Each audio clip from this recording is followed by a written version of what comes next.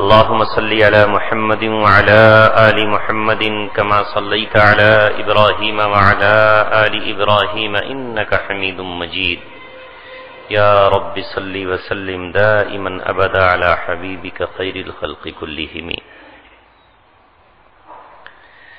الحمد لله نحمده ونستعينه ونستغفره ونؤمن به ونتوكل عليه ونعوذ بالله من شرور أنفسنا ومن سيئات أعمالنا. من يهده الله فلا مضل له ومن يضلله فلا هادي له. ونشهد أن لا إله إلا الله وحده لا شريك له. ونشهد أن سيدنا محمدا عبده ورسوله وصلى الله عليه وعلى آله وصحبه وسلم تسليما كثيرا كثيرا. أما بعد، قال الله تبارك وتعالى في كتابه الكريم: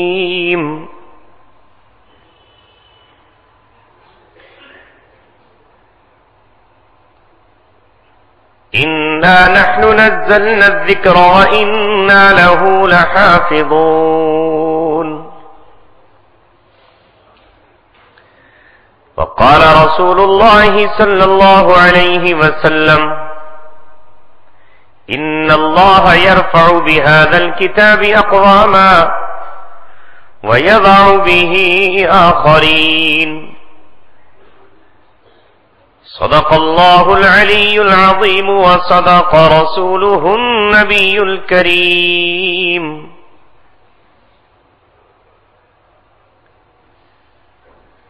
رلاؤں تو بغاوت ہے، ہنساؤں تو بغاوت ہے، سمجھ میں کچھ نہیں آتا کہ چھیڑوں داستاں کیسے. اپنے بھی خفا مجھ سے ہیں، بیگانے بھی ناخوش.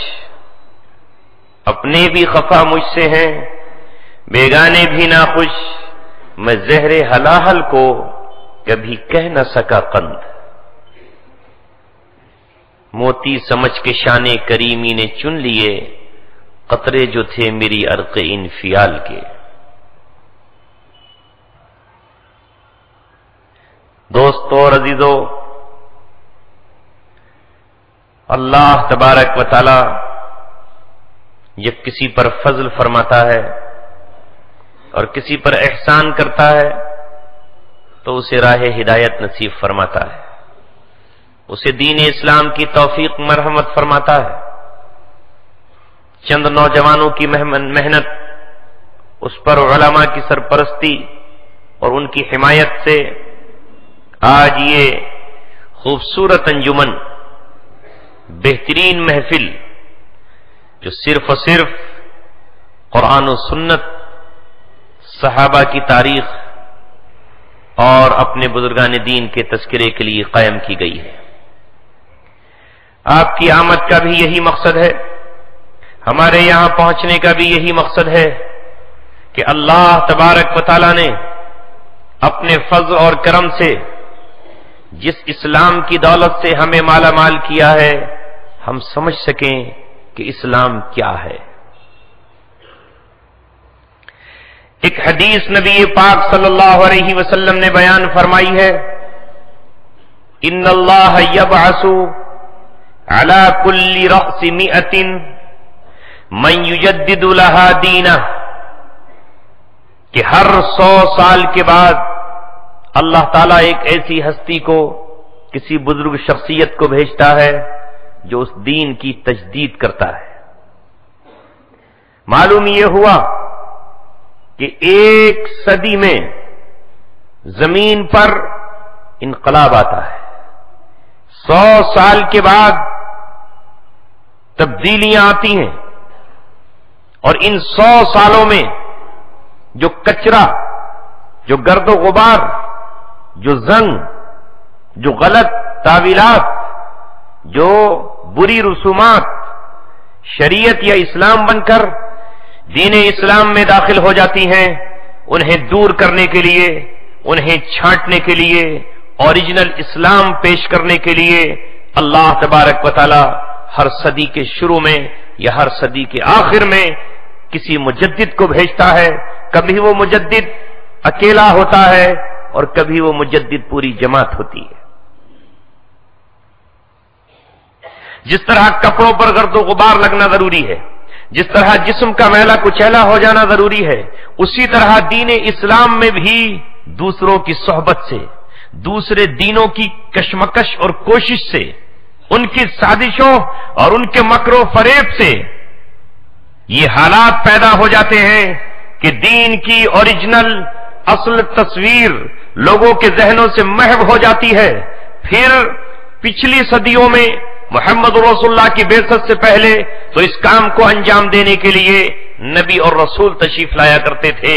اب دروازہ نبوت بند، اب رسالت کا تاج رسول اللہ پر پہنا کر رسالت کا باب اور دروازہ بند، اب تو امت میں سے اللہ تبارک و تعالی مجددین کو تیار فرمائے گا۔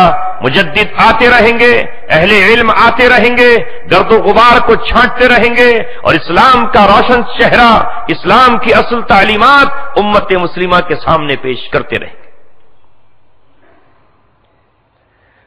مجھے آپ سے اتنے خوبصورت مجمع میں کچھ اصولی باتیں کرنی ہیں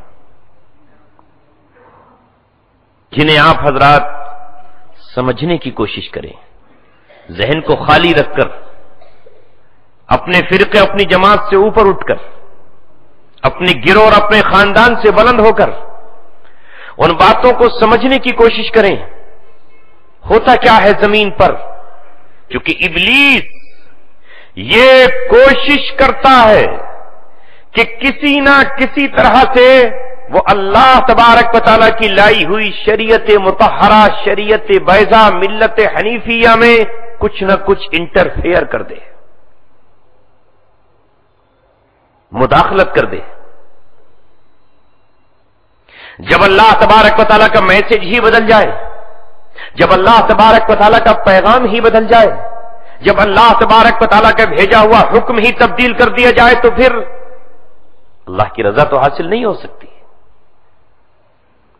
ایسی سازشیں کرنے والی زمین پر کون قوم ہے؟ کیا ہمیں اس کا معلوم نہیں ہونا چاہیے؟ کیا ہمیں اس کا پتہ نہیں ہونا چاہیے؟ ہمارے خلاف کون سازشیں کرتا ہے، کرتا رہا ہے، اور ماضی قریب میں، ماضی بعید میں، اور آنے والے مستقبل فیوچر میں وہ کرتا رہے گا، وہ کون قوم ہے؟ اس کو اللہ نے بیان کر دیا۔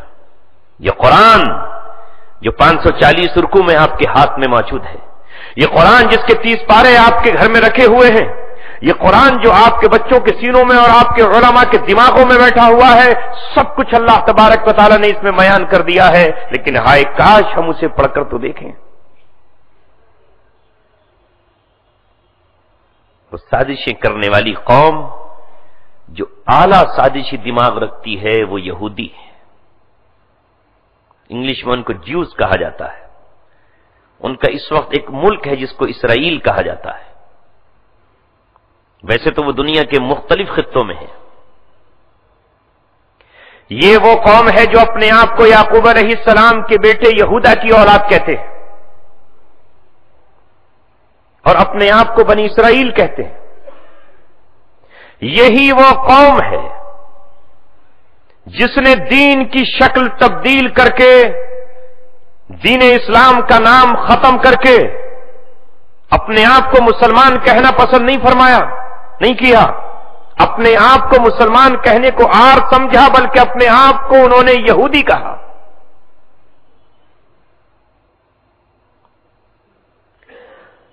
وہ تھے مسلم، اللہ کے نبی ان کے پاس آئے، لیکن لفظ اسلام انہیں اچھا نہ لگا، لفظ مسلم انہیں اچھا نہ لگا، مسلمانیت کہلانا انہیں پسند نہیں آیا، انہوں نے اپنے پورے دین کی بنیاد خاندان پر اور اپنے قوم پر رکھ دی. جو یہودا خاندان سے ہے وہ اعلیٰ ہے، وہ افضل ہے، وہ برتر ہے، وہ مہتو ہے، اور جو اس خاندان سے نہیں ہے وہ لوور ہے، تھرڈ کلاس ہے. اور یہاں تک کہ انہوں نے کہنا شروع کیا کہ وہ جنت میں نہیں جائے گا ہمارے علاوہ کوئی اور. لن يدخل الجنہ الا من کان ہودا او نصارا. جب یہودیوں نے یہ بات کہی کہ جنت میں کوئی نہیں جائے گا، صرف ہم جائیں گے، اس سے آگے بڑھ کر جب عیسیٰ علیہ الصلوۃ والسلام تشریف لائے تو وہ بھی دین اسلام لے کر آئے. ہر نبی کا دین دین اسلام تھا. اس لیے رسول اللہ صلی اللہ علیہ وسلم نے فرمایا، آپ نے فرمایا الانبیاء اخوۃ، تمام کے تمام نبیوں کا رشتہ آپس میں بھائی بھائی کا ہے، سارے نبی بھائی ہیں. ودینہم واحد، اور ان تمام کا دین ایک. لیکن عیسائیوں نے بھی اپنے آپ کو مسلمان نہیں کہلوایا، اور وہ عیسائی کہنا اپنے آپ کو انہوں نے پسند کیا. ہم جس دور میں زندگی گزار رہے ہیں وہاں ہمیں یہ جاننا ضروری ہے کہ اللہ تبارک و تعالیٰ نے کن قوموں کا ذکر کیا ہے جو ہم سے دشمنی اور ہم سے عناد رکھتی ہیں. فرمایا اللہ تعالیٰ نے وَلَن تَرْضَىٰ عَنْكَ الْيَهُودُ وَلَا النَّصَارَىٰ حَتَّىٰ تَتَّبِعَ مِلَّتَهُمْ. اے محمد رسول اللہ، یہ عیسائی تم سے راضی نہیں ہوں گے، یہ یہودی آپ سے کبھی رضامند نہیں ہوں گے، یہ کبھی آپ سے دوستی نہیں کر سکتے ہیں، یہ کبھی آپ کے ساتھ مل کر نہیں چل سکتے ہیں. ان کی اور آپ کا ٹکراؤ زمینوں کا نہیں ہے، ان کا آپ کا ٹکراؤ نیچے زمین کے جو پیٹرول نکل رہا ہے اس کا ٹکراؤ نہیں ہے، کھجوروں کا ٹکراؤ نہیں ہے، باغات کا ٹکراؤ نہیں ہے. حتیٰ تتبع ملتہم، ان کے تمہارے بیچ عقیدے کی جنگ ہے، ان کے تمہارے بیچ ملت کی لڑائی ہے، ان کے تمہارے بیچ دین اسلام کی کشمکش ہے. جب تک آپ اپنے دین پر قائم رہیں گے یہ آپ سے راضی نہیں ہوں گے. ہاں، جس دن آپ اپنے دین کو چھوڑ دیں، اسلام کو خیر بات کہہ دیں، اس دن یہ آپ سے راضی ہو جائیں.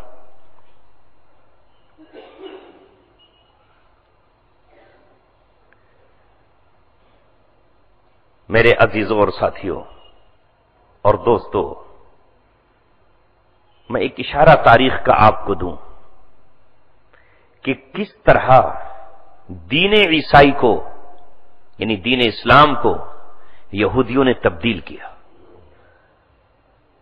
آج جو دنیا میں عیسائی ہیں وہ حضرت عیسیٰ علیہ السلام کے باغی ہیں، وہ اللہ تبارک و تعالیٰ کے دشمن ہیں. لیکن یہ پورا دین سمیٹ کر بنا کر کس نے دیا؟ آپ پڑھ سکتے ہیں تاریخ پڑھے لکھے حضرات.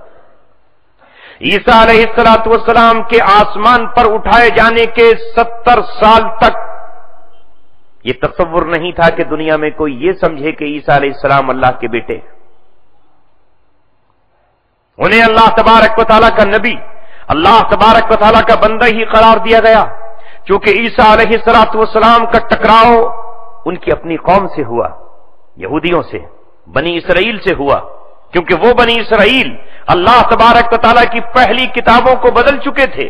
تورات انہوں نے بدل دی تھی، انہوں نے زبور تبدیل کر دی تھی، اور اپنی خواہشات پر مبنی ایک نئی اور جعلی اور فرضی شریعت گھڑ کر اس پہ عمل کر رہے تھے جس میں سود حلال تھا. اب اللہ تبارک و تعالیٰ نے ان کی اصلاح کے لیے، انہیں یہ بتانے کے لیے کہ تورات میں یہ نہیں لکھا ہے جس پہ تم عمل کر رہے ہو، تورات میں تو یہ لکھا ہے. موسیٰ علیہ السلام کی تعلیمات یہ ہے. جب وہ پیغام لے کر عیسیٰ علیہ السلام روئے زمین پر مبعوث ہوئے تو یہودیوں نے ان کے خلاف مورچہ کھول دیا. اور کیسا مورچہ؟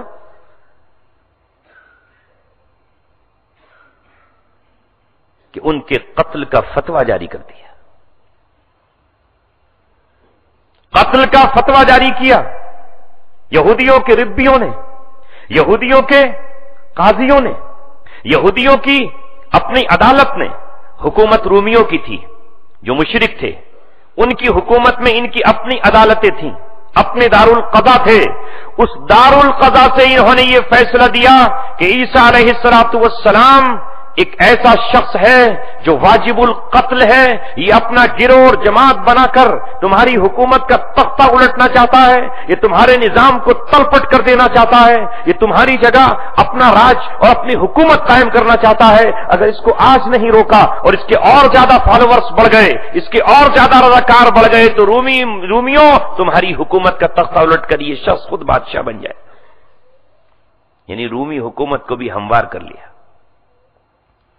رومی حکومت ڈرتی تھی عیسیٰ علیہ السلام کے مرتبے، ان کے مقام، ان کے دبدبے اور ان کی تقوی، ان کی طہارت، ان کی پاکیزگی سے کہ ہم کوئی اگر ایکشن لے تو ایسا نہ ہو کہ پوری قوم ہماری باغی ہو جائے۔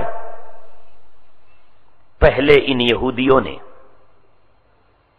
اپنی عدالت سے، جو ان کی اسلامک عدالت کہلاتی تھی، جو ان کا اپنا دارالقضا تھا، جس میں یہودیوں کے بڑے بڑے ربی بیٹھے تھے، انہوں نے فتویٰ دے دیا، فیصلہ سنا دیا کہ عیسیٰ علیہ السلام کو قتل کر دیا جائے، مگر وہ قتل خود نہیں کر سکتے تھے کیونکہ حکومت کو اختیار تھا قتل کرنے کا۔ جیسے ہمارے ہندوستان میں دارالقضا سے کوئی فیصلہ آئے تو اس پہ عمل تو نہیں کرا سکتے، وہ فیصلے تو دے سکتے ہیں، عمل تو حکومت ہی کرائے گی۔ یہ سب اکٹھے ہو کر رومی حکومت کے پاس اپنی درخواست لے کر گئے کہ ہمارے نزدیک یہ شخص واجب القتل ہے، ہم تو قتل نہیں کر سکتے چونکہ آپ کی حکومت میں ہم رہتے ہیں، لہذا ہمارے اس فتوے کے مطابق آپ اپنی عدالت سے بھی یہی آرڈر جاری کر دو جو ہم نے کیا ہے، یعنی عیسیٰ علیہ السلام کو قتل کر دو۔ اب ظاہر ہے کہ رومی حکومت جس سے گھبراتی تھی وہی کہہ رہے ہیں قتل کر دو، تو اسے کیا پریشانی تھی۔ پورا منصوبہ بنا، تیاریاں ہوئیں، یہاں تک کہ عیسیٰ علیہ السلام کو سولی پر لے جانے کے لیے ہر ہتھ کنڈا اختیار کر لیا گیا۔ اگر اللہ تبارک و تعالی یہاں اپنا خصوصی انتظام نہ فرماتا اور اللہ تبارک و تعالی جبرائیل علیہ السلام کے بازوؤں پر بٹھا کر انہیں آسمان کی طرف ہجرت نہ کراتا تو عین ممکن تھا کہ ان کے عزیز اور رشتہ دار حضرت یحییٰ کی طرح آپ کو بھی قتل کر دیا جاتا، ان کی والدہ کے خالو حضرت زکریا کی طرح آپ کے بھی ٹکڑے کر دیے جاتے۔ وہ تو اللہ تبارک و تعالیٰ کی منشا اور حکمت میں یہ بات تھی کہ عیسیٰ علیہ السلام قتل نہ ہو، کیونکہ وہ اللہ تبارک و تعالیٰ کے رسول تھے ہیں، اور اللہ نے وعدہ کیا ہے وَإِنَّا لَنَنْصُرُ رُسُلَنَا، ہم اپنے رسولوں کی مدد کرتے ہیں اور کرتے رہیں گے۔ لہذا ہم نے سیرت اور تاریخ میں پڑھا کہ نبی تو زمین پر قتل کر دیے گئے، شہید ہوئے، لیکن کوئی رسول قتل نہیں کیا گیا۔ اس رسالت کی بنیاد پر اللہ نے انہیں محفوظ آسمانوں میں رکھا۔ ظاہر ہے وہ تو خوش ہو گئے کہ ہم نے عیسیٰ علیہ السلام کو سولی چڑھا دیا۔ وہ شخص جس کو سولی پر چڑھا رہے تھے اللہ نے اس کی شکل عیسیٰ علیہ السلام جیسی کر دی۔ یہاں ایک بات اور بتا دوں آپ کو، جس دن آپ کو سولی پر چڑھانے کی تیاری انہوں نے کی، اور جیسا کہ تمام عیسائی سمجھتے ہیں وہ جمعے کا دن تھا، اسی کو گڈ فرائیڈے کہتے ہیں، اسی کو گڈ فرائیڈے کہتے ہیں۔ اگلا دن ہفتہ تھا جو یہودیوں کی عبادت کا دن ہے، ان کا عید کہلاتا ہے، جیسے ہمارا جمعہ ان کا ہفتہ ہے۔ جمعے کے دن عیسیٰ علیہ السلام کو سولی پر چڑھایا جانا ہے، لٹکایا جانا ہے۔ اگلے دن یہودیوں کی عید کا دن ہے۔ اس عید کے موقع پر رومی حکومت یہودیوں سے یہ کہتی ہے کہ تم دو لوگوں میں سے ایک کو اختیار کر لو، ہم کل تمہارے عید کے موقع پر ایک آدمی کو جیل سے آزاد کریں گے، قید سے آزاد کریں گے جن پر موت کی سزا ہے، بتاؤ تم کس کی آزادی چاہتے ہو؟ یہ یہودی وہ قوم ہے جس نے متفق ہو کر یہ کہا کہ ہم عیسیٰ علیہ السلام کی آزادی نہیں چاہتے، ان کی جو سزائے موت ہے اسے ہم آزادی میں تبدیل نہیں دیکھنا چاہتے۔ ڈاکے کے جرم میں ایک بربا نام کا ڈاکو قید میں بند تھا، پوری یہودی قوم نے اکٹھے ہو کر یہ کہا کہ ہم اس بربا ڈاکو کی رہائی چاہتے ہیں اور عیسیٰ علیہ السلام کو سولی پر چڑھائے جانے کی آرزو کرتے ہیں۔ یہ روئے زمین پر جو مارکہ خیر و شر چل رہا ہے، یہ جو آدم علیہ السلام سے لے کر کے آج تک اور آج سے لے کے قیامت تک جو کشمکش جاری ہے، یہ ابلیس اور اللہ تبارک و تعالیٰ کے درمیان، ابلیس کی فوجوں اور اللہ کی فوجوں کے درمیان ہے، ابلیس کے لشکر اور اللہ کے لشکر کے درمیان ہے، ابلیس کے منصوبوں اور اللہ تبارک و تعالیٰ کی تدبیروں کے درمیان ہے۔ معاملہ خالی یوں ہی نہیں ہے جیسے ہم سمجھ رہے ہیں۔ یہ یہودی قوم جب اللہ تبارک و تعالیٰ کی باغی ہوئی تو باغی ہو کر اللہ کے رسولوں کی باغی ہو گئی۔ اللہ کے رسولوں کی باغی ہی نہیں ہوئی بلکہ اللہ کی کتاب کی باغی ہو گئی۔ اللہ کی کتاب ہی کی باغی نہیں ہوئی بلکہ اللہ کے نام سے جو چیزیں بھی منسوب ہیں ان تمام کی دشمن ہو گئی۔ لہذا آج روئے زمین پر پوری یہودی قوم کا منصوبہ اور ان کا نقطہ نظر یہ ہے کہ جو چیز اللہ سے متعلق ہے، چاہے وہ اللہ کی ذات ہو اور چاہے وہ کتاب اللہ ہو اور چاہے وہ بیت اللہ ہو اور چاہے وہ سنت رسول اللہ ہو اور چاہے اللہ تبارک و تعالیٰ کے نبی کی سنتیں ہوں، ان تمام کے خلاف اقدامات کرنا اور ان تمام کے خلاف منصوبے بنانا یہ اس قوم کا فرض اول بن گیا ہے۔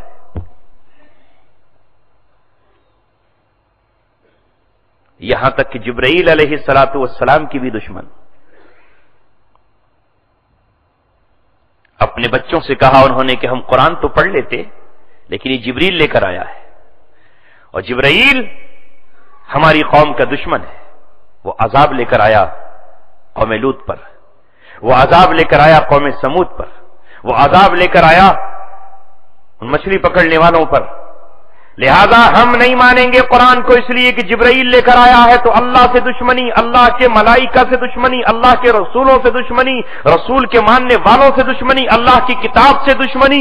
نتیجہ یہ ہوا کہ عیسیٰ علیہ السلام کے بعد جب عیسیٰ علیہ السلام کے ماننے والے رہ گئے اصل اسلام پر، اصل دین پر، دین حق پر، تو یہودیوں نے ان کا قتل عام شروع کر دیا۔ مقابلہ شروع ہوا لیکن ان میں ایک سینٹ پال نام کا یہودی تھا، اس نے کہا کہ آخر کب تک لڑتے رہو گے؟ لڑائی میں ہمارے لوگ بھی مارے جاتے ہیں اور ان کے دین کو اور غلبہ حاصل ہو رہا ہے، میں ان کے دین ہی کو بدل دیتا ہوں۔ مقصد تو ہمارا جہنم میں لے جانا ہے، مقصد تو ہمارا شیطان کے ایجنڈے کو پورا کرنا ہے۔ لاؤ میں ایک نئی تاریخ رقم کرتا ہوں کہ پوری عیسائی قوم کو مشرک بنا دیتا ہوں۔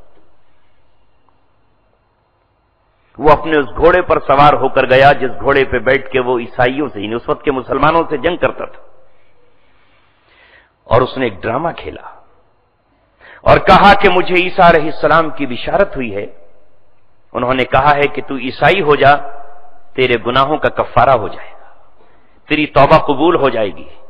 میں مسلمان ہوتا ہوں یعنی عیسائی ہو جاتا ہوں۔ عیسائی تو خوش ہو گئے کہ کل تک ہمیں قتل کرنے والا آج دین قبول کرنے کے لیے آ رہا ہے۔ انہیں یہ کیا معلوم تھا کہ یہ منصوبے کے تحت آ رہا ہے، ہم سے ہماری توحید چھیننے آ رہا ہے، ہم سے ہماری رسالت ختم کرانے آ رہا ہے، ہم سے آخرت چھین لینے کے لیے آ رہا ہے۔ لہذا اس نے اسلام قبول کرنے کی بات کی، اس کو عیسائیوں نے بپتسمہ دیا۔ اس کے بعد کچھ دنوں کے بعد جب اس پر اعتماد ہو گیا تو اس نے کہا کہ میرے سینے میں جو علوم ہیں، میرے پاس جو علم ہے وہ میں منتقل کرنا چاہتا ہوں، مجھے انتہائی چالاک اور عقل مند 3 شاگرد دے دو، میں ان کو اپنا علم پڑھاؤں گا۔ تینوں کو الگ الگ رکھا اس نے، ان کے نام بھی لکھے ہیں امام رازی رحمت اللہ علیہ نے تفسیر کبیر میں۔ ایک کو یہ پڑھایا کہ عیسیٰ علیہ السلام بندے نہیں، انسان نہیں، خود اللہ ہے، خود اللہ تبارک و تعالیٰ عیسیٰ کے روپ میں آیا ہے، عیسیٰ کی شکل میں آیا ہے اور وہ اللہ ہی ہے۔ کیوں آیا ہے؟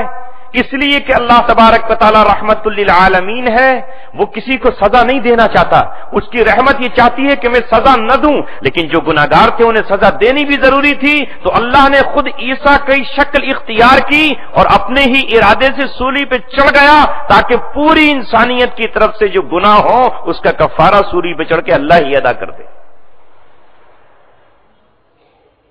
دوسرے شاگرد کو دوسری بات بتائی کہ اللہ تبارک و تعالیٰ کا عیسیٰ علیہ السلام بیٹے ہیں، دیکھو ان کا کوئی باپ نہیں، ان کو کلیمت اللہ کہا گیا، ان کو روح اللہ کہا گیا، لہذا وہ اللہ تعالیٰ کی روح کا مطلب اللہ کے بیٹے ہیں۔ یعنی وہاں اس طرح شرک کرایا کہ حضرت عیسیٰ کو اللہ بنا دیا. یہاں دوسرے شاگرد سے کہا کہ وہ اللہ تعالیٰ دوسرا ہے، یہ اللہ کے بیٹے ہیں، عین اللہ تبارک و تعالیٰ کے بیٹے ہیں اور اللہ کا بیٹا کہہ کے اسے تعلیمات دیں. اور تیسرے سے کہا کہ اللہ تبارک و تعالیٰ اکیلا نہیں بلکہ تین مل کے اللہ بنتے ہیں، ایک جبرائیل روح القدس، دوسرے عیسیٰ علیہ السلام روح اللہ اور تیسرے اللہ کی ذات. یہ تین مل کے اللہ تبارک و تعالیٰ بنتے ہیں. ایک شاگرد کو ایک علاقے میں نکال دیا، دوسرے شاگرد کو دوسرے ایریے میں بھیج دیا اور تیسرے کو تیسرے میں بھیج دیا. آج پوری عیسائیت کا عقیدہ یہی ہے جو میں بیان کر رہا ہوں. ایک فرقہ یہی مانتا ہے کہ عیسیٰ علیہ السلام اللہ کے بیٹے ہیں، دوسرا یہ مانتا ہے کہ عیسیٰ خود اللہ تبارک و تعالیٰ ہیں، اور تیسرا یہ کہتا ہے کہ تین مل کے اللہ تبارک و تعالیٰ بنتے ہیں، جسے قرآن نے کہا کہ ثالث ثلاثہ، انہوں نے کہا ہے کہ تین میں کا تیسرا اللہ ہے. ختم ہو گئی پوری عیسائیت، دین اسلام تو ختم ہو گیا. اب جب عیسیٰ علیہ السلام تشریف لائیں گے تب کہیں جا کر کے عیسائیوں کی آنکھیں کھلیں گی کہ ہمیں تو بھٹکا دیا کسی نے. اس لیے میرے عزیزوں، قرآن میں سورہ فاتحہ میں دو گروہوں کے نقش قدم پر چلنے سے ہم پناہ مانگتے ہیں. اللہ سے کہتے ہیں اللہ ہمیں ان کے راستے پر مت چلانا. کن کے؟ غیر المغضوب علیہم، جن پر تیرا غضب نازل ہوا ہے، ولا الضالین، اور جو بھٹک گئے. یہ مغضوب علیہم جن پہ غضب نازل ہوا کون؟ یہ یہودی ہیں، کیونکہ یہ جان بوجھ کر رہے ہیں. اور جن کو ہم عیسائی کہہ رہے ہیں انہیں بھٹکایا گیا ہے، تو قرآن نے انہیں بھٹکا ہوا کہا، ان کا روٹ چینج کر دیا، ان کا راستہ ڈائیورٹ کر دیا، انہیں کچھ بتانے کی کچھ اور بتا دیا، تو قرآن نے انہیں گمراہ اور بھٹکا ہوا کہا. اور ان یہودیوں کو مغضوب علیہم، ان پر اللہ تبارک و تعالیٰ کا غضب ہے، ان پر اللہ تبارک و تعالیٰ کی لعنت ہے. ضربت علیہم الذلۃ والمسکنہ وباؤوا بغضب من اللہ، اللہ تبارک و تعالیٰ کی ان پہ لعنت ہے، اللہ کا غصہ ہے ان پر. وباؤوا بغضب من اللہ، ارے تم دیوار گریا کے پاس پہنچ جاؤ تو بھی اللہ کی لعنت میں ہو، تم بیت المقدس مسجد اقصی میں داخل ہو جاؤ تو تم پر اللہ تبارک و تعالیٰ کی لعنت ہے، تم آرمینیا اور ایران میں پہنچ جاؤ تو اللہ تبارک و تعالیٰ کی لعنت ہے. کیوں؟ اس لیے کہ انہوں نے اللہ تبارک و تعالیٰ کی نافرمانی کی ہے. یقتلون النبیین بغیر حق، نبیوں کا قتل کیا ہے انہوں نے. یقتلون النبیین بغیر حق، نبی کا قتل جانتے بوجھتے ہوئے انہوں نے کیا ہے، کیونکہ نبی جس شریعت کو لے کر آیا وہ شریعت یہودیوں کے چوکھے میں فٹ نہیں ہوتی تھی. افکلما جاءکم رسول بما لا تهوى انفسکم استكبرتم ففریقا کذبتم وفریقا تقتلون، کہ جب بھی تمہارے پاس کوئی رسول وہ شریعت لے کر آیا جو تمہارے نفسوں کو اچھی نہیں لگتی تھی، جو تمہارے دلوں کو نہیں بھاتی تھی، جسے تمہاری طبیعت قبول نہیں کرتی تھی، تو ایک فریق کا تم نے جھٹلا دیا، یعنی رسولوں کو تم نے جھٹلایا کہ یہ جھوٹے ہیں. وفریقا تقتلون، اور نبیوں کو تم نے قتل کیا، قتل کرتے رہے تم. یہ وہ قوم ہے جو حضرت داؤد علیہ السلام کے دور سے اللہ کی باغی ہو گئی ہے، اور حضرت عیسیٰ علیہ السلام کے آتے آتے اللہ تعالیٰ نے اس پہ حجت پوری کر دی ہے. لعن الذین کفروا من بنی اسرائیل علی لسان داؤد وعیسی ابن مریم، ان پر لعنت کی شروعات ہوئی حضرت داؤد علیہ السلام کے دور میں اور انتہا ہو گئی قوم بنی اسرائیل کے آخری پیغمبر حضرت عیسیٰ علیہ السلام کے زمانے میں. مہلت ملی انہیں محمد رسول اللہ صلی اللہ علیہ وسلم کی آمد پر کہ اب بھی توبہ کر لو، اب بھی دین اسلام قبول کر لو، اب بھی شریعت مطہرہ پر آ جاؤ. لیکن سوائے 65 یا 66 اور 67 آدمیوں کے علاوہ پوری یہودی قوم نے دین اسلام کی مخالفت کی. 7 مرتبہ محمد رسول اللہ صلی اللہ علیہ وسلم کو قتل کرنے کی کوشش کی، اور بالآخر خیبر کی فتح کے موقع پر یہودیوں نے آپ کی دعوت کی اور گوشت کے ٹکڑے میں ایسا زہر ملایا کہ جو زبان پہ رکھتے ہی رسول اللہ کے پورے جسم میں اتر گیا، اور ایک صحابی نے اس بوٹی کو اپنے حلق سے نیچے اتارا تو ان کے پورے جسم میں زہر نے پہنچ کر کھلبلی مچا دی اور وہ تڑپ تڑپ کر کے مر گئے، شہید ہو گئے. اس قوم کا پہلا ٹکراؤ اپنے دور کے انبیاء سے ہوتا رہا۔ سلیمان علیہ السلام کے دور میں انہوں نے نہیں مانی بات سلیمان علیہ السلام کی۔ قرآن کہتا ہے وَاتَّبَعُوا مَا تَتْلُو الشَّيَاطِينُ عَلَىٰ مُلْكِ سُلَيْمَانَ، سلیمان علیہ السلام کے دور میں اس قوم نے شیطان کے بنائے ہوئے علم کی اتباع کی۔ شیطان نے جو جادو تیار کیا، شیطان نے جو اس دور کا نیا علم تیار کیا جو نبوت کے مقابلے پر تھا، جو اللہ کی تعلیمات کے مقابلے پر تھا، اس کی اتباع کی اور سلیمان علیہ السلام کو چھوڑ دیا۔ آپ اندازہ لگائیں اس قوم کی بدبختی کا کہ داؤد علیہ السلام سے لے کر کے عیسیٰ علیہ السلام تک ہر نبی نے ان پر لعنت کی۔ آج اسی قوم کا ٹکراؤ تقریباً 14.5 سال سے مسلم امت سے ہے، کیونکہ ہر قوم ان کے سامنے سرنڈر ہو گئی، ہر ایک نے ان کے بنائے ہوئے نظم اور نظام کو مان لیا، ہر ایک نے ان کی چوکھٹ پہ سجدہ کر دیا۔ دنیا میں کوئی قوم نہیں جو یہودیوں کا مقابلہ کر سکے۔ اگر ان کا ٹکراؤ کسی امت سے ہے، ان کا ٹکراؤ کسی فرقے سے ہے، اگر کوئی ان کے نظام کو چیلنج دے رہا ہے تو وہ محمد رسول اللہ کا نظام ہے، وہ قرآن مقدس کی احکامات ہیں، وہ رسول اللہ صلی اللہ علیہ وسلم کی امت ہے۔ 1450 سال ہم سے ٹکراتے ہوئے اس قوم کے ہو گئے، یہاں تک کہ آج ہم 2014 میں داخل ہو چکے ہیں۔ عیسائیت کو تو ختم کر دیا انہوں نے، ان کی توحید تو چھین لی، انہیں تو شرک میں مبتلا کر دیا، ان کو تو گناہوں کی پرمیشن دے دی انہوں نے کہ اللہ تبارک و تعالیٰ خود سولی پر چڑھ گیا ہے، لہذا شراب پیو اب کوئی گناہ نہیں ہے، زنا کرو اب کوئی گناہ نہیں ہے، قتل عام کرو اب کوئی گناہ نہیں ہے، اس لیے کہ اللہ تعالیٰ نے سب کے گناہوں کا کفارہ اپنی ذات کو شہید کر دیا، دے دیا لائسنس، گناہوں کی پرمیشن دے دی۔ عیسائی قوم تو بھٹک رہی ہے بیچاری۔ اس لیے قرآن کریم نے کہا کہ جب حضرت عیسیٰ علیہ السلام آئیں گے، جیسا کہ ان کا آنا طے ہے، وَإِن مِّنْ أَهْلِ الْكِتَابِ إِلَّا لَيُؤْمِنَنَّ بِهِ قَبْلَ مَوْتِهِ، عیسیٰ علیہ السلام کی موت سے پہلے تمام عیسائی ان پر ایمان لے آئیں گے۔ تو سمجھ جائیں گے کہ عیسیٰ علیہ السلام تو یہ آ گئے، وہ بھٹکے ہوئے ہیں، بھٹکے ہوئے کو بتا دو کہ راستہ صحیح ہے تو آ جائے گا، لیکن یہودی نہیں آئیں گے۔ یہودیوں کا عیسیٰ علیہ السلام سے ٹکراؤ ہی ہوگا، وہ اسی لڑائی کی تیاری میں لگے ہوئے ہیں۔ آج میں آپ کے شہر میں اگر یہ بات کروں تو شاید بہت سے لوگوں کی سمجھ میں نہیں آئے، اس لیے کہ نئی بات ہوگی۔ ان کی تیاریاں صرف ہم سے ٹکرانے کی نہیں ہیں، ان کی تیاریاں ملائکہ سے ٹکرانے کی ہیں، ان کی تیاریاں جبرائیل سے ٹکرانے کی ہیں، ان کی تیاریاں اللہ تبارک و تعالیٰ کے مقابلے کی ہیں۔ آؤ میں رسول اللہ کی حدیث کا حوالہ دیتا ہوں کہ جب دجال آئے گا جو کہ یہودی ہوگا، جس کی پشت پر یہودی کھڑے ہوئے ہوں گے، ایران کے 70,000 یہودی نکل کر دجال کا استقبال کریں گے۔ رسول اللہ نے فرمایا ہے ان کے کاندھے پر ہری چادریں ہوں گی، وہ ہری چادریں اوڑھے ہوئے ہوں گے۔ ایران کے تمام یہودیوں نے آج وہ چادریں تیار کر رکھی ہے اور استقبال دجال کے لیے منتظر بیٹھے ہیں۔ اصفہان کے یہودی ہوں گے، وہ عجیب و غریب معاملہ ہے۔ ایران وہ شہر ہے جہاں یہودی اس دور میں بھی اسرائیل نہیں گئے جب ان کو بسایا جا رہا تھا۔ سن 1948 میں 14 مئی 1948 کو اسرائیل کا قیام ہوا، جو برطانیہ نے جبرن وہاں ان کو رکھا اور یہ کہا کہ ان یہودیوں کا بھی ملک ہونا چاہیے۔ انہوں نے عیسائیوں سے دوستیاں کی۔ وہ جو جنگ ہوئی پہلی جنگ عظیم 1914 میں شروع ہوئی اور 1918 تک چلی۔ اس پوری جنگ کا خرچہ کس نے اٹھایا؟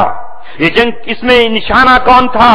نشانہ فرانس نہیں تھا، نشانہ جرمنی نہیں تھا، نشانہ تھا مسلمانوں کا وہ گروہ جو خلافت کے نام سے پوری دنیا میں حکمرانی کر رہا تھا، وہ خلافت عثمانیہ جس کی فوجوں نے یورپ کو رون ڈالا تھا، وہی خلافت عثمانیہ کے سپوت اور شیر جنہوں نے قسطنطنیہ کو فتح کیا تھا، جن کو اللہ تبارک و تعالیٰ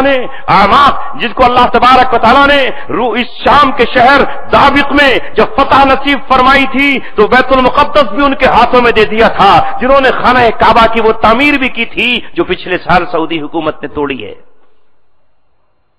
وہ تھی نہیں چھتریاں حرم محترم کے गोल जो छतरियों के दायरे में था वो तोड़ दी पूरी इमारत। वो जो मस्जिद नबवी पुरानी है वो इन्हीं उस्मानियों की बनी हुई है। ये खिलाफत उस्मानिया वो थी जिसका दुनिया में सिक्का और डंका बज रहा था, जिनके बेड़े समंदर में पड़े हुए थे, जो यूरोप के सीनों पर पैर रखकर कलमा हक ला इलाहा इल्लल्लाह गुनगुना रहे थे।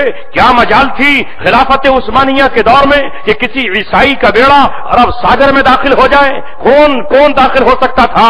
जिस तरह जजीरा अरब में अल्लाह के दुश्मन और बागियों को दाखिल होने की रहने की इजाजत नहीं है, उसी तरह अरब के समंदर और गर्म पानी में भी उनके बेड़ों को जाने की इजाजत नहीं थी। लेकिन निशाना यहूदियों का खिलाफत उस्मानिया थी कि खिलाफत उस्मानिया को अगर हमने नहीं तोड़ा तो हमारी हुक्मरानी दुनिया में कायम नहीं हो सकती है। उन्होंने खिलाफत को तोड़ने के लिए ये जंग लड़ी। इस जंग का पूरा खर्चा 2 फैमिली और 2 खानदान ने उठाया। वो कौन है? एक खानदान का नाम है रॉथशील्ड और दूसरी फैमिली का नाम है रॉकफेलर। पढ़े लिखे हजरात गौर कर लेना, देख लेना। रॉथशील्ड, रॉकफेलर, ये दोनों ही यहूदी हैं। पूरी जंग अदीम का खर्च इन्होंने उठाया।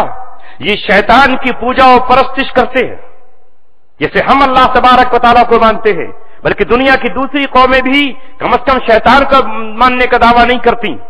ये कौम वो है, ये दोनों घराने वो हैं जिनकी लड़कियां और जिनकी औरतें माहिरीन जादूगर हैं, जो जादू के जोर पर वो ये कहते हैं कि हमने 4 मार्च 1924 को जो खिलाफत उस्मानिया तोड़ी है उसमें हमने जादू का इस्तेमाल किया और अपने जादू के जरिए से हमने ऐसा किया है। एक तरफ जादू की ताकतें और दूसरी तरफ उस पूरी जंग का खर्चा उन्होंने ओढ़ा। लेकिन शर्त ये रखी थी कि जब खिलाफत उस्मानिया टूट जाएगी तो ऐ बरतानिया, ऐ ईसाइयों, तुम हमारी कौम को बैतुल मुकद्दस में, अर्ज़ मुकद्दस में रहने के लिए जगह दोगे। चूंकि उससे पहले एक वाकया पेश आया था, बताता चलूं तारीख की तरफ। हजरत मौलाना फरमा रहे थे कि कुछ रोशनी डाल दीजिएगा, चूंकि हमारी कौम तारीख से बिल्कुल नावाकिफ है।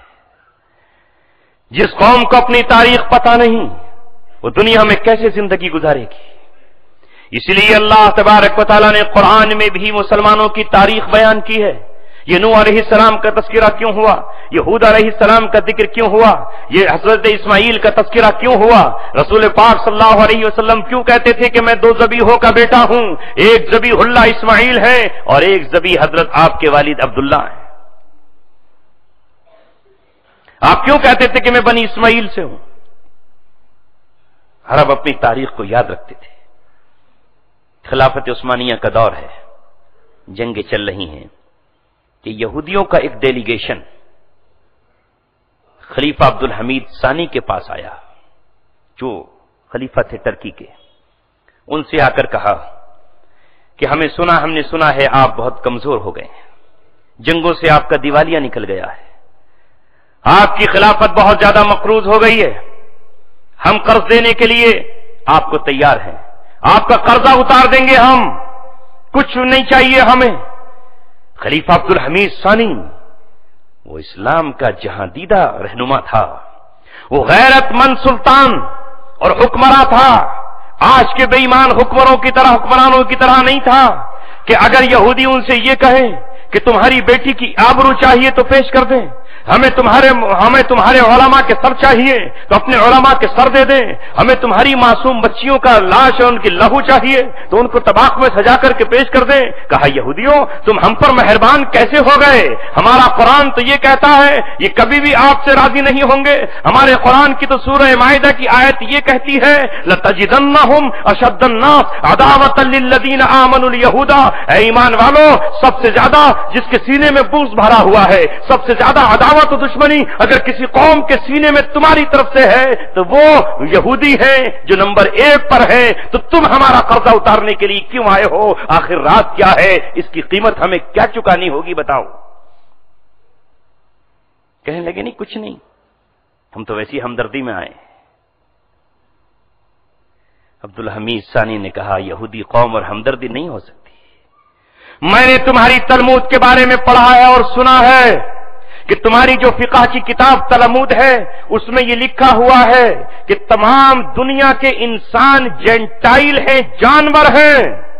جس طرح ایک گھوڑے کو بگی میں جوتا جاتا ہے، جس طرح ایک بیل کو گاڑی میں جوتا جاتا ہے، جس طرح ایک گدھے پر بوجھ ڈھویا جاتا ہے، اس طرح دنیا کے انسانوں سے کام لو، اور جب یہ تمہارے کام کے نہ رہیں تو انہیں قتل کر دو، جیسے کہ گھوڑے کو قتل کرا دیا جاتا ہے، گائے بیل کو بیچ دیا جاتا ہے۔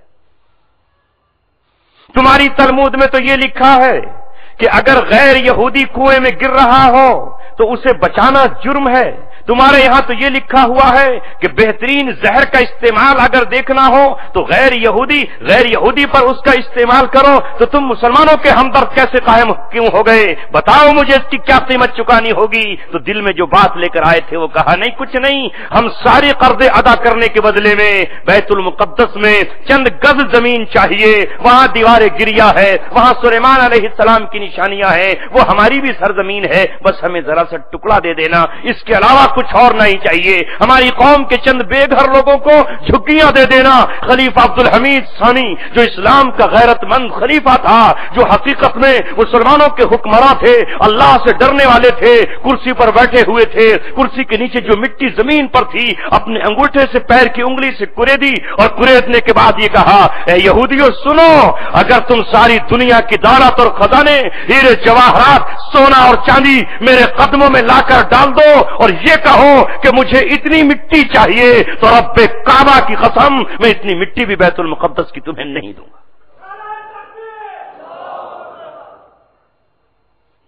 لیکن یہودی قوم تیاریاں کرتی رہی، سازشیں کرتی رہی، اور بالآخر جنگ عظیم اول چھیڑ دی۔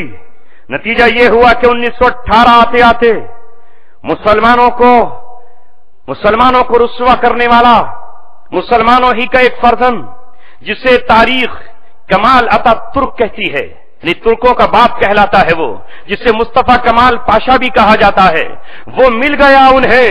ظاہر ہے کہ وہ جب تک ہمارا منافق نہ ملتا، جب تک ہماری صفوں میں کا کوئی غدار نہ ملتا، وہ کچھ نہیں کر سکتے تھے۔ مصطفیٰ کمال پاشا نے یہودیوں سے دوستیاں کی اور خلافت کو ختم کرنے کے لیے اس نے منصوبہ بنایا، یہاں تک کہ ایک دن وہ آیا کہ اس نے ترکی میں عربی اذان پر پابندی عائد کر دی کہ عربی میں اذان نہیں ہوگی، عربی میں نماز نہیں ہوگی۔ قرآن کے نسخے اس نے چھین لیے۔ مسلمانوں کی ٹرکی ٹوپی جو اسلام کی اس زمانے میں علامت ہوا کرتی تھی، ہندوستان میں علامہ اقبال بھی وہی ٹرکی ٹوپی اوڑھتے تھے، یہاں تک کہ سر سید کے سر پر بھی آپ کو وہی ٹرکی ٹوپی نظر آئے گی، یہاں مولانا محمد علی جوہر کے سر پر بھی وہی ٹرکی ٹوپی آپ کو نظر آئے گی، مولانا ابوالکلام آزاد کے سر پر بھی وہی ٹرکی ٹوپی آپ کو نظر آئے گی، جسے علامہ اقبال نے کہا تھا کہ ہو گئی رسوا زمانے میں کلاہ لالا رنگ۔ اس نے کہا کہ نہیں، انگریزوں کا ہیٹ پہنو، ٹوپی پر پابندی عائد کر دی اور انگریزوں کا ہیٹ پہنا دیا۔ وہ دن ہے اور آج کا دن ہے۔ اللہ تبارک و تعالیٰ کی نظروں سے ٹرکی گر گیا، اللہ تبارک و تعالیٰ نے ٹرکی سے نظریں پھیری، کہاں تو وہ 600 سال تک اسلام کی حکمرانی کرنے والا ٹرکی اللہ تبارک و تعالیٰ کے حکم کا، اللہ کے حکم سے اس کے نظام کو نافذ زمین پر کر رہا تھا، لیکن آج حال یہ ہے کہ وہ ناٹو کا ممبر بنا ہوا ہے۔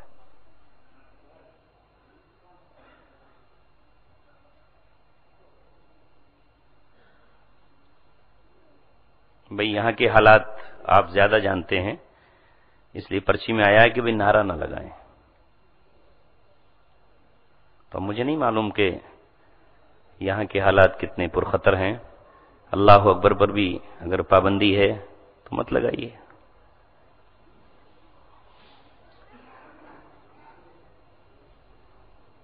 ویسے میں سمجھتا ہوں کہ اللہ اکبر کے نعرے سے شاید کسی کو تکلیف تو ہونا نہیں چاہیے، چونکہ 5 وقت یہ مسجد میں لگتا ہے، 5 وقت لگتا ہے، اور شاید ایک بار نہیں بلکہ 6 بار لگتا ہے۔ کتنی بار؟ شاید آج تک ہندوستان میں کسی نے بھی ابھی تک یہ نہیں کہا ہوگا کہ مسجد میں جو اللہ اکبر کہا جاتا ہے اس سے ہمیں تکلیف ہے، اسے بند کر دو۔ اور اگر کسی کو تکلیف ہے تو ہم ان کو یہ بتا دینا چاہتے ہیں کہ اللہ اکبر کے معنی ہم مہان گریٹ اکبر کی بات نہیں کرتے۔ اللہ عربی کا لفظ ہے، اکبر کے معنی ہے سب سے بڑا، اکبر من کل شیء۔ ارے ہم اپنی قومیت کا نعرہ نہیں لگاتے، ہم اپنے اکھاڑے کا نعرہ نہیں لگاتے، ہم اپنے مٹھ کا نعرہ نہیں لگاتے، ہم اپنے مسلک کا نعرہ نہیں لگاتے، ہم اپنے گروہ کا نعرہ نہیں لگاتے، اپنی جماعت کا نعرہ نہیں لگاتے۔ وہ جماعت اپنی جگہ، وہ تنظیم اپنی جگہ، وہ سوسائٹی اپنی جگہ، لیکن کسی بھی مسلک اور کسی بھی فرقے کی مسجد ہو، اس مسجد سے یہ نہیں کہا جاتا کہ ہم اپنے گروہ کا نعرہ لگا رہے ہیں، بلکہ مسلمانوں کی کسی بھی مسلک کی مسجد ہو، مکہ کی ہو یا مدینہ کی ہو، اس پر کانوں میں انگلیاں دے کر پہلے 4 مرتبہ کہتے ہیں اللہ اکبر، اللہ سب سے بڑا ہے۔ صبح کو فجر کی نماز میں سورج نکلنے سے پہلے سحر کے وقت یہ اعلان ہوتا ہے کہ جس اللہ نے رات کو لپیٹ کر صبح کا سورج دکھایا ہے، وہ اللہ تبارک و تعالیٰ سب سے بڑا ہے۔ نہ چاند بڑا ہے جو کہ چھپ گیا ہے، نہ سورج بڑا ہے جو کہ ابھی چھپا ہوا تھا، بلکہ بڑا کون ہے جس نے سورج کو رات کی چادر میں چھپا دیا؟ بڑا وہ ہے جس نے چاند کو گہن لگا دیا، بڑا وہ ہے جس نے سمندروں کو سکھا دیا، بڑا وہ ہے جس نے اس کائنات اور زمین کو بنایا ہے۔ ظہر کی نماز کے بعد جب سورج کو زوال ہوتا ہے تو زوال کے بعد مسلمانوں کا کوئی بندہ کھڑا ہوتا ہے اور کہتا ہے لوگوں آؤ اب نماز ظہر ادا کرو، اور اپنی پیشانیاں سجدے میں رکھ کر یہ کہو کہ چڑھتے سورج پہ زوال آیا تو دل کانپ گیا، لے کے ماضی کو جو حال آیا تو دل کانپ گیا۔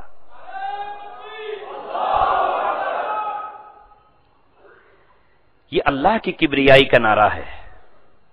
اور میں اور بتا دوں، شاید غیر مسلم یہاں موجود ہوں تو ان کو پتہ نہ ہو، ہمارے یہاں جو ہم جس جانور کو حلال کرتے ہیں، مرغ ہو یا بکری ہو، یہ جو حلال جانور ہیں، وہ بغیر اللہ اکبر کہے حلال ہو ہی نہیں سکتے۔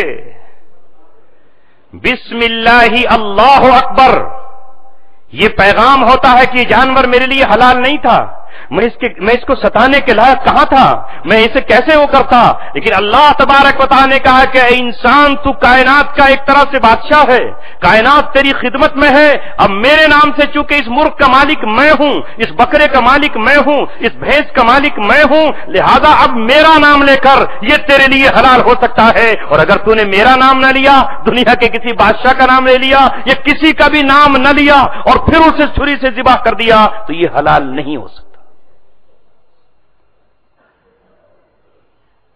خیر، محفل پہ رنگ آیا کچھ۔ اصل میں مومن کی زبان پر اللہ تبارک و تعالی جب اسے کوئی خوشی عطا کرتا ہے تو اسی طرح کے کلمات اس کی زبان سے جاری ہوتے ہیں۔ کیا کہے گا وہ؟ سبحان اللہ۔ کسی اچھی عمارت دیکھی تو آپ کیا کہیں گے؟ سبحان اللہ۔ بہترین بلڈنگ دیکھی تو کیا کہیں؟ ماشاء اللہ۔ تو اللہ تبارک و تعالیٰ کا نام آئے، اور اگر خدا نہ خواستہ کوئی غم آیا، کہیں سے ایکسیڈنٹ کی خبر آئی، کسی کی موت کی خبر آئی، تو کیا کہیں گے ہم؟ انا للہ، اللہ تبارک و تعالیٰ کے لیے ہیں۔ تو مومن کی زبان پر تو بہترین آپ نے پانی دیا، اور وہ حلق سے اتر کے جب پیاس بجھی تو کیا کہا؟ الحمدللہ۔ سب ہے اللہ ہی کے نام، سب میں اللہ تبارک و تعالیٰ ہی کا نام ہے۔ خیر، آ جائیے وہیں پر۔ تاریخ میں پھر یہ ہوا کہ وہ ٹرکی جو اللہ تبارک و تعالیٰ کا محبوب تھا، اس کے بعد سے لے کر آج تک میں آپ کو بتانے جا رہا ہوں، اللہ تعالیٰ نے اسے اپنے در سے دھتکار دیا، اور اللہ تبارک و تعالیٰ کا صاف اعلان ہے مسلمانوں، میرے لیے بھی، آپ کے لیے بھی، ہماری نسلوں کے لیے بھی، یا ایھا الذین آمنوا من یرتد منکم عن دینہ، اے ایمان والو اگر تم اپنے دین سے پھر جاؤ گے، اگر تم اپنے دین سے علیحدگی اختیار کر لو گے اور دین کی طرف نہیں آؤ گے تو اللہ تبارک و تعالیٰ نہ عربوں کا محتاج، جب عربوں نے اللہ تبارک و تعالیٰ کے دین کی قدر نہ کی تو اللہ رب العزت نے عثمانیوں کو منتخب کیا۔ اللہ تعالیٰ قوموں کو اٹھاتا رہتا ہے اور زمین پر گراتا رہتا ہے۔ ان اللہ یرفع بہذا الکتاب اقواما ویضع بہ آخرین، اللہ تبارک و تعالیٰ اس کتاب کے ذریعے سے قوموں کو اونچا اٹھاتا ہے اور اس کتاب کے ذریعے ہی سے انہیں زمین میں دھسا دیتا ہے، انہیں ذلت سے دوچار کر دیتا ہے۔ لہذا وہ قومیں جو قرآن سے جڑی رہیں وہ آسمان کی بلندیوں پر پہنچی، اور جنہوں نے قرآن کو چھوڑا وہ زمین کی کی پستیوں میں چلی گئی. ہاں یہی ٹرکی قوم جس کا دبدبا تمام دنیا میں تھا. ہندوستان کے تخت پر بیٹھنے والا فرما روا وہاں سے اپنے لیے پروانہ لے کر آیا کرتا تھا. سلطان ٹیپو نے اپنی بادشاہت کا پروانہ ٹرکی کے خلیفہ سے منگایا تھا. یہ اپائنٹ کرتے تھے دنیا میں کہ کون خلیفہ رہے, کون بادشاہ رہے گا. خلیفۃ المسلمین وہاں تھے. لیکن آج یہ قوم اتنی گئی گزری ہو گئی ہے کہ پچھلے 2 سال پہلے فلوٹیلا کے نام سے انہوں نے اپنا ایک پانی کا جہاز بھیجا جو بیت المقدس کے غزہ کے لوگوں کی مدد کے لیے گیا تھا, جو دوائیاں لے کر گیا تھا, جو زخموں کے مرہم لے کر گیا تھا, جو معصوم بچوں کے لیے کھلونے لے کر گیا تھا, جو پیاری بیٹیوں کے لیے چند چادریں لے کر گیا تھا. اسرائیل کے کمانڈوز آئے اور سمندر میں اس پر حملہ کیا اور ان کشتی لے جانے والوں کو مار دیا اور سارا سامان سمندر میں ڈبو دیا, اور اتنا طاقتور ٹرکی کچھ نہ کر سکا.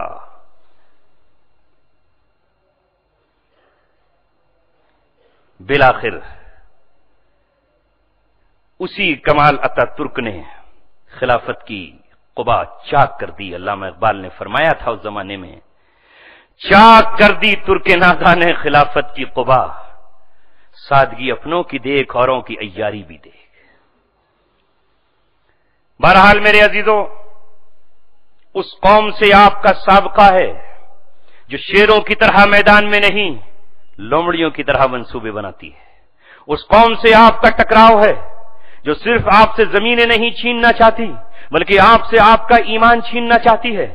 لہذا عیسائیت سے ٹکرانے کے بعد 14.5 صدیوں سے ان کا اور ہمارا ٹکراؤ چل رہا ہے, اور الحمدللہ آج رسول اللہ صلی اللہ علیہ وسلم کی پیشن گوئی کے مطابق فائنل اسٹیج پر ہم پہنچ رہے ہیں. پہلی جنگ عظیم 1914 سے شروع ہوئی اور دوسری جنگ عظیم 1939 میں جا کر ختم ہو گئی.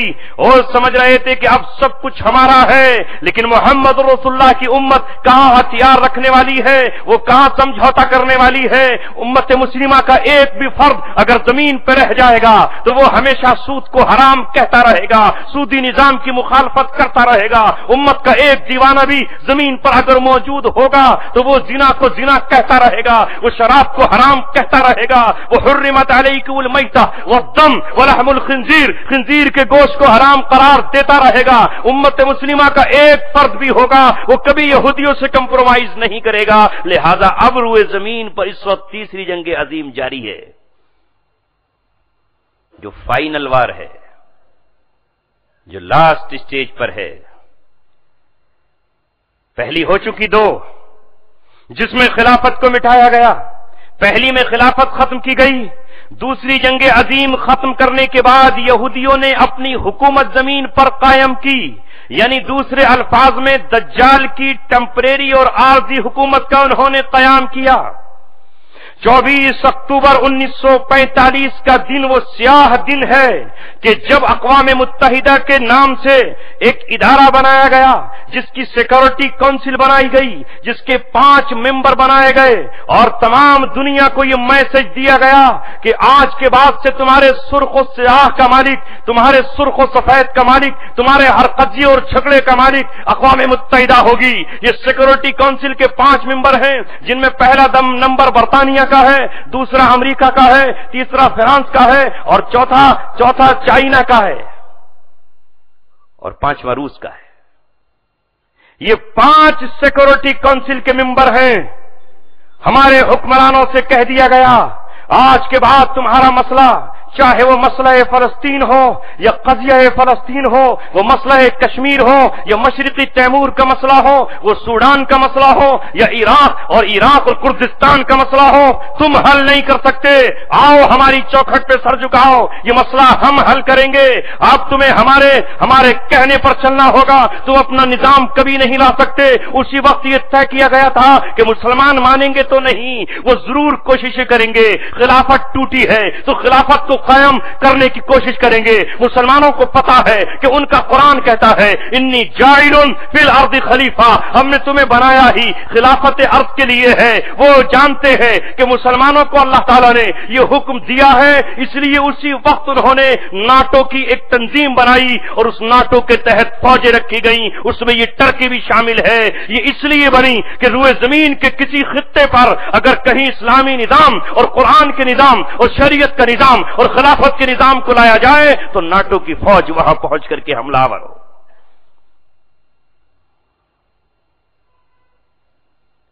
میرے عزیزو، نوجوان دوستوں اور ساتھیوں، الحمدللہ مایوس ہو جانے کی، گھبرانے کی ضرورت نہیں ہے۔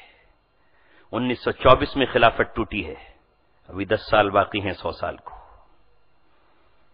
اٹھ کے اب بزم جہاں کا اور ہی انداز ہے، مشرق و مغرب میں تیرے دور کا آغاز ہے۔ علامہ اقبال نے اس وقت کہا تھا توحید کی امانت سینوں میں ہے ہمارے، آسان نہیں مٹانا نام و نشاں ہمارا، باطل سے دبنے والے اے آسماں نہیں ہم، 100 بار کر چکا ہے تو امتحان ہمارا۔ جہاں میں اہل ایمان صورت خورشید جیتے ہیں، ادھر ڈوبے ادھر نکلے ادھر نکلے ادھر ڈوبے۔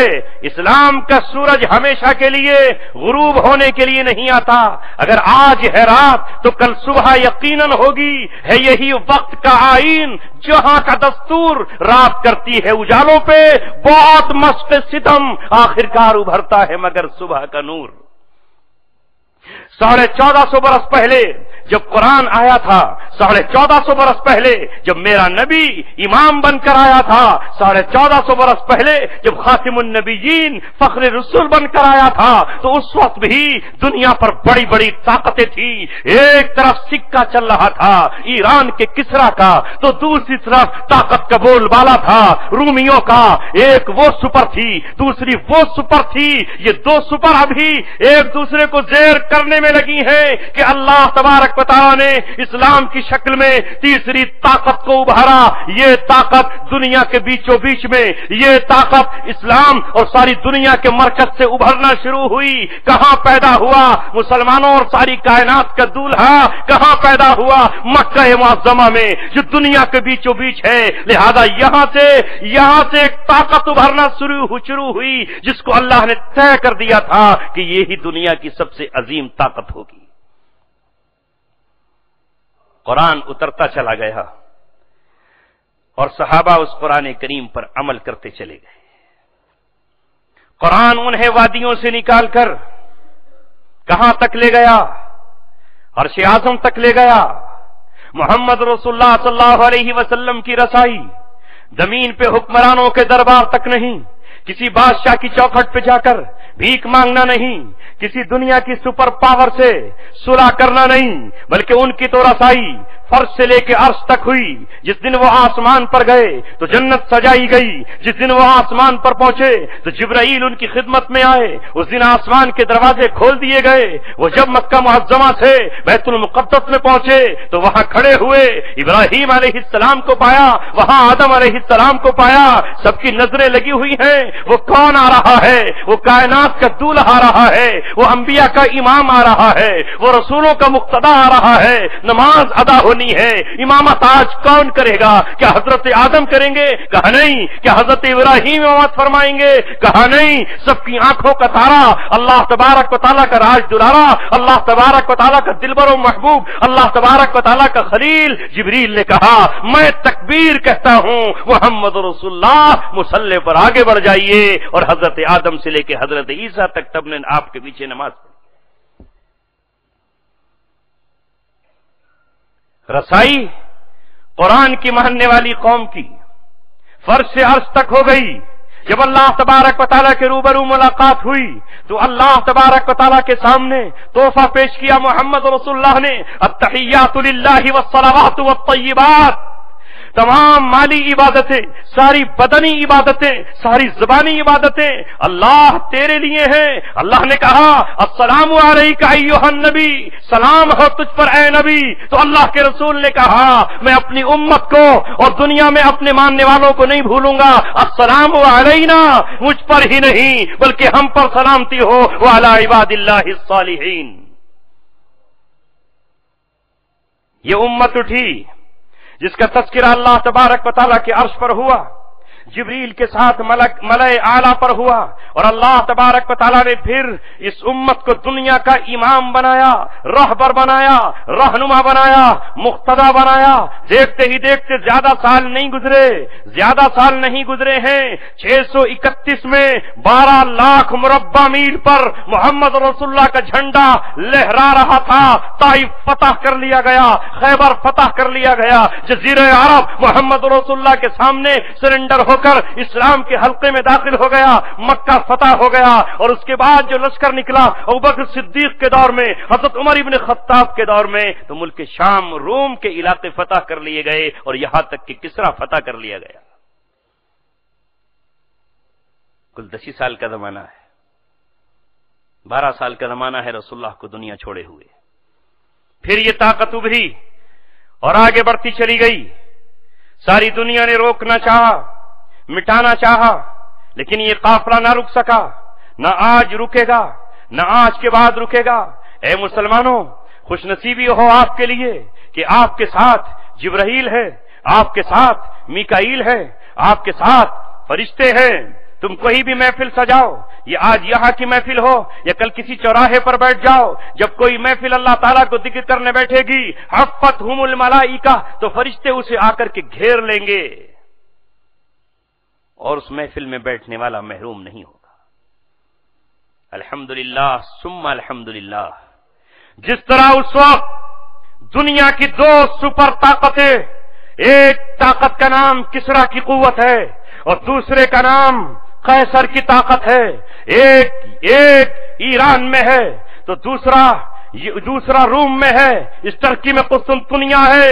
اللہ تبارک و تعالیٰ نے اس قوم کو کہ جس قوم کے پاس جب وہ پہلی بار جنگ میں نکلی ہے تو 6 تلواروں کے سوا کچھ اس کے پاس نہیں تھا، جس کے 313 خالی ہاتھ تھے، جن کے سینے صرف 8 زرہ لے کر نکلے تھے، لیکن ننگے ہاتھ، خالی بدن، ننگے پیر ریت پر دوڑتے ہیں تو آسمان بارش برسا کر ان کے قدموں کو جما دیتا ہے۔ جبرائیل کمانڈر ان چیف کی حیثیت سے آج میدان جنگ میں کھڑے ہو جاتے ہیں، فرشتے آتے ہیں۔ جب پہلی مرتبہ نکلے تو 6 تلواریں اور 8 زرے، 2 گھوڑے اور 70 اونٹ لے کر نکلے، اور جب ایران کے محل میں داخل ہوئے تو دریا کو رونتے ہوئے پار کر دیا۔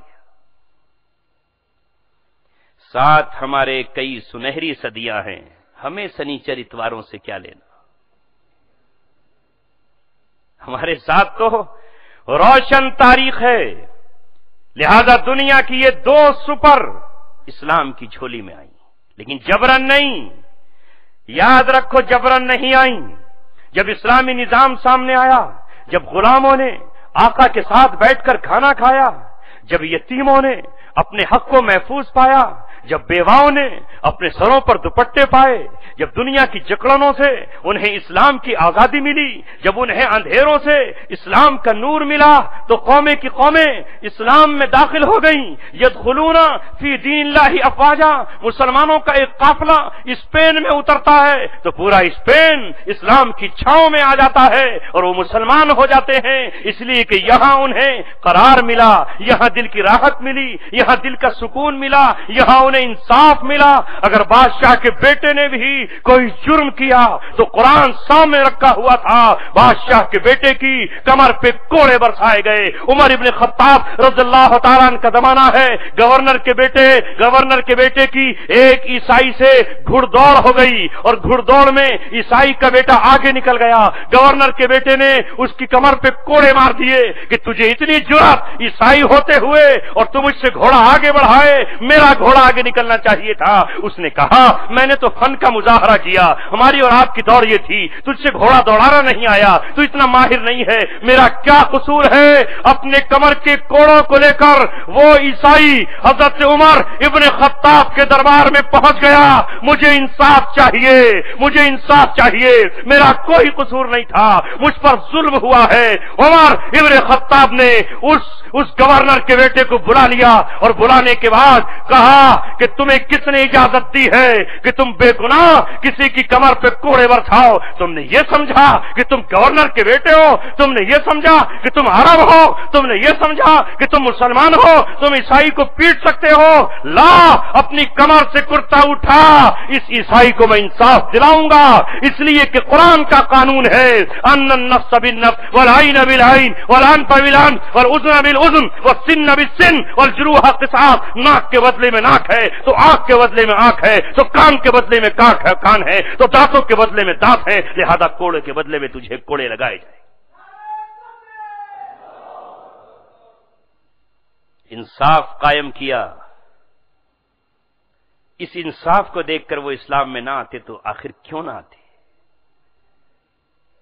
جب دیکھا انہوں نے کہ ان کی بیٹیوں کو انصاف مل رہا ہے, ہائے مسلمانوں, آج ہم نے اپنی تاریخ بھلا دی اور فراموش کر دی.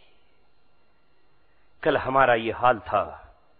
اس ہندوستان کے کونے کونے پر میں نے پکار کر کہا, بار بار اس واقعے کو یاد دلایا. دوبارہ دہراتا ہوں تو شرم آتی ہے کہ بعض لوگ سنیں گے کہ پھر اسی کو دہرا دیا. محمد طارق بن زیاد ایک عیسائی بچی کی پکار پر اسپین و اندلس نکل پڑے. صرف ایک بچی ہی کے ساتھ تو زنا ہوا تھا اور وہ مسلمان بھی نہ تھی, وہ تو عیسائی کی بیٹی تھی, لیکن اسے نظر آیا, اس نے اپنے باپ سے جھولی پھیلا کر کہا, اپنا دامن پھیلا کر کہا, میرے باپ اگر تمہاری کوئی مدد کر سکتا ہے تو دنیا میں صرف ایک قوم ہے اور وہ ہے مسلمان. نہ یہودی مدد کو آئیں گے, نہ عیسائی, نہ کوئی اور تمہاری مدد کو آئے گا. ایک بار مسلمانوں کے سربراہ کے سامنے میرے آنسو رکھ کے دیکھ لیجئے, میری ہچکیاں رکھ کے دیکھ لیجئے. اے باپ, تیرے عیسائیوں سے مقابلے کے لیے اگر کوئی جرأت کر سکتا ہے, اگر کوئی اٹھ سکتا ہے تو مسلمانوں کے بیٹے اور ان کے شیر ہو سکتے ہیں. یہ وہ زمانہ تھا کہ جب مسلمان افریقہ کو فتح کر رہے تھے, افریقہ کی طرف ان کے گھوڑے جا رہے تھے. وہ عیسائی روتا ہوا موسیٰ بن نصیر رحمت اللہ علیہ کے پاس آیا اور آ کے بے اختیار رونے لگا. کہا کیوں روتے ہو؟ کہا تھک گیا ہوں, دوڑتے دوڑتے قدم تھک گئے, لیکن بیٹی کی جب گھر میں جا کے دیکھتا ہوں تو مجھ سے رہا نہیں جاتا. میں نے اسے تعلیم و تربیت کے لیے ایک عیسائی بادشاہ کے پاس بھیجا تھا, اس نے میری بیٹی کے آبرو کی دھجیاں اڑا دی, تار تار کر دیا. اب بیٹی میری یہ کہتی ہے, میرے باپ مجھے موت نہیں آئے گی جب تک میرا قاتل, جب تک میری آبرو کا قاتل پکڑا نہیں جاتا, جب تک اسے سزا نہیں دی جاتی. سب سے مایوس ہو کے تمہاری چوکھٹ پہ آیا ہوں. کیا تم میری مدد کر سکتے ہو؟ کیا اس ظالم کے ہاتھ میں ہتھکڑیاں لگا سکتے ہو؟ کیا تم اپنی فوجوں کا رخ اسپین کی طرف پھیر سکتے ہو؟ موسیٰ بن نصیر کھڑے ہوئے اور کھڑے ہو کر یہ کہا, آج کے بعد سے میں ایک دستہ روانہ کرتا ہوں, جا, انشاءاللہ وہ دن آئے گا کہ جب وہ ظالم بادشاہ ایک مجرم کی حیثیت میں تیری بچی کے سامنے کھڑا ہوگا اور اسے اسلام کے مطابق سزا دی جا رہی ہوگی. نتیجہ یہ ہوا کہ طارق بن زیاد نے کشتیاں سنبھالی اور سمندر میں کشتیاں ڈال کر اور پار ہوتے ہی کشتیاں چلا کر یہ اعلان کیا, البحر خلفکم والعدو امامکم, سامنے دشمن ہے اور پیچھے تمہارے سمندر ہے. واپس جاؤ تو سمندر کی موت, سامنے جاؤ تو عزت اور سربلندی کی موت. جاؤ, ایک بیٹی تمہارا انتظار کر رہی ہے کہ مسلمان اس کی آبرو کے لٹیرے کو کس دن ہتھکڑیاں لگا کر لاتے ہیں. بتاؤ کیا فیصلہ کرو گے؟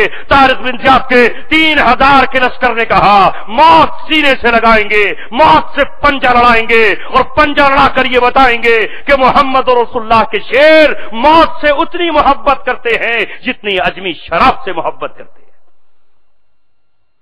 فتح ہوئی, وہ گرفتار ہوا اور ایک عیسائی بچی کی روح کو, آتما کو شانتی ملی, سکون ملا. اس لیے کہ دل میں خلیش ہو تو سکون نہیں ملتا. انتقام کے جذبات، اپنی کمزوری کا احساس اس بچی کو مستقل ستا رہا تھا. یہ ہے آپ کی روشن اور سنہری تاریخ مسلمانوں.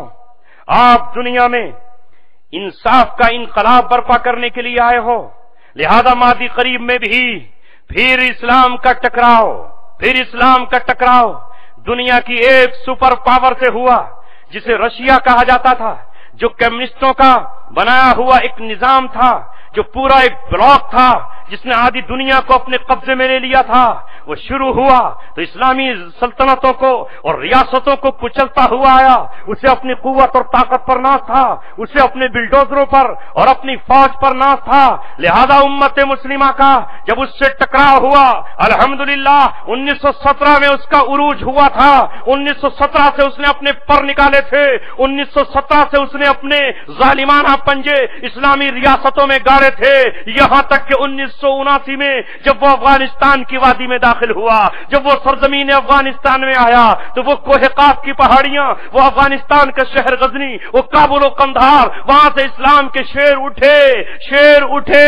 وہی صحابہ کی تاریخ دہرانے کے لیے نکلے میدانوں کی طرف جن کے پاس کچھ نہ تھا، اپنی کلہاڑیاں اور دراتیاں لے کر نکل کھڑے ہوئے، اپنے ہاتھوں میں پتھر لے کر نکل کھڑے ہوئے، اپنے صرف سینوں کو لے کر نکل کھڑے ہوئے.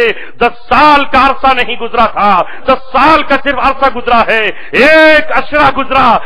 وہی عشرہ جو محمد رسول اللہ کا مدینے میں گزرا تھا، وہی 10 سال کا عشرہ گزرا کہ دنیا کی وہ سپر پاور طاقت جس کا خواب تھا کہ خانہ کعبہ پہ وہ پرچم لہرائے گا، اللہ تبارک و تعالیٰ کے گھر کو ابرہہ کی طرح توڑ دے گا.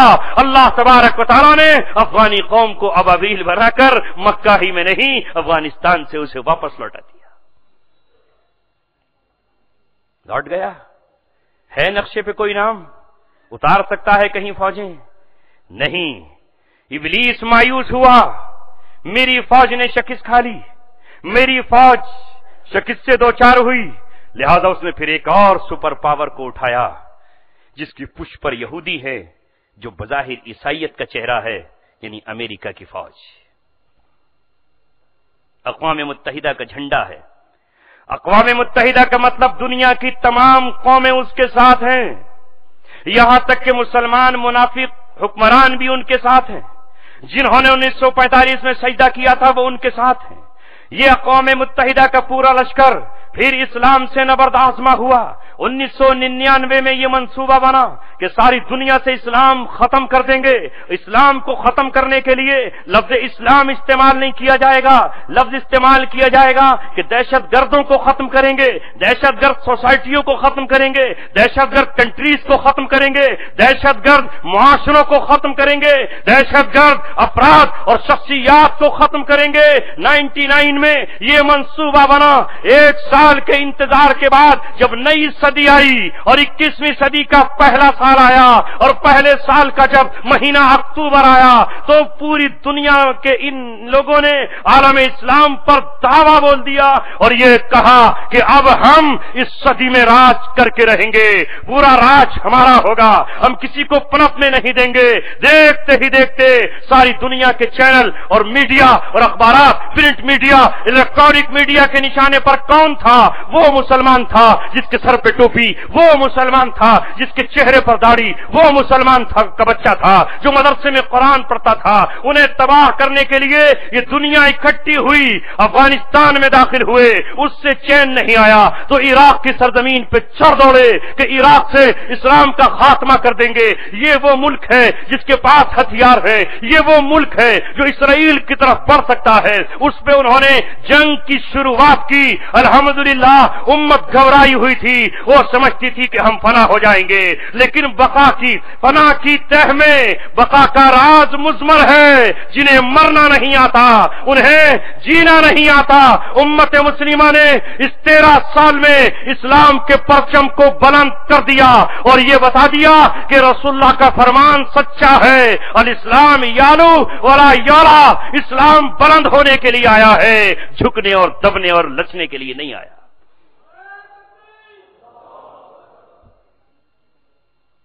اب میرے عزیزوں اور ساتھیوں، ہمیں اسلام کی تعمیر میں اپنا کچھ حصہ ڈالنا ہے. جیسا کہ غزوہ تبوک پر جب پہلی مرتبہ اس وقت کی سپر پاور سے مقابلہ صحابہ کا ہوا تو رسول اللہ صلی اللہ علیہ وسلم ہاتھ پہ ہاتھ دھرے نہیں بیٹھے رہے، بلکہ آپ نے اپنے صحابہ سے کہا انفروا خفافا وثقالا، ہلکے ہو یا بھاری، بیمار ہو یا تندرست، بوڑھے ہو یا جوان، مالدار ہو یا غریب، قرضدار ہو یا مقروض، عورت ہو یا بچہ، ہر طرح سے دل چاہے یا نہ چاہے، ارادہ کر رہے ہو یا نہیں، نکلو، رومی حکومت سے مقابلہ ہے. یہ وہ زمانہ تھا جب منافقین مذاقیں اڑا رہے تھے. اللہ کے رسول نے کہا آج تمہارا مال بھی چندے کی شکل میں مجھے چاہیے، کون ہے جو آج مال لے کر آئے؟ تو ابو بکر صدیق رضی اللہ تعالیٰ عنہ اپنے گھر میں جھاڑو لگا لائے، کچھ نہیں چھوڑا گھر میں سوائے بچوں اور بچیوں کے تن پر جو کپڑے تھے وہ چھوڑا ہے. حضرت عمر ابن خطاب نے آج اپنی ایک ایک چیز کو توڑ کر کے آدھا کر دیا، ایک ایک چادر کو کاٹ کر آدھا کر کے لے آئے اور رسول اللہ کی خدمت میں ڈال دیا. حضرت عثمان غنی رضی اللہ تعالیٰ نے 100 اونٹ ماں کجاووں کے، ماں پالان کے آپ کی خدمت میں پیش کیے. تو آپ نے کہا ہے عثمان کیا کچھ اور بڑھا سکتے ہو؟ تو حضرت عثمان نے کہا 100 اور دیتا ہوں. اللہ کے رسول نے کہا کیا اور بڑھا سکتے ہو؟ تو آپ نے کہا 100 اور دیتا ہوں. 300 اونٹ دے دیے، یہاں تک کہ بڑھاتے چلے گئے، بڑھاتے 900 اونٹ تک تعداد پہنچ گئی. 900 اونٹ ہی نہیں، 100 گھوڑے بھی رسول اللہ کی خدمت میں اٹھا کر کے پیش کر دیے. اور گھوڑے ہی نہیں، 5.5 کلو سونا محمد رسول اللہ کی جھولی میں ڈال دیا. 29 کلو 29.5 کلو چاندی رسول اللہ کی چادر پر ڈال دی. آپ صلی اللہ علیہ وسلم ان سکوں کو الٹتے جاتے ہیں، پلٹتے جاتے ہیں اور کہتے ہیں کہ آج کے بعد عثمان کو کوئی گناہ یا کوئی چیز نقصان نہیں پہنچا سکتی. ایسے میں وہ مسلمان بھی تھے جو اپنی مزدوری کر کے چند کھجوریں لے کر آئے. ایسے میں ایسی مائیں بھی تھیں جو اپنے معصوم بچوں کو آپ کے دینے کے لیے آئیں کہ آپ ہمارے بچوں کو ڈھال بنا لینا.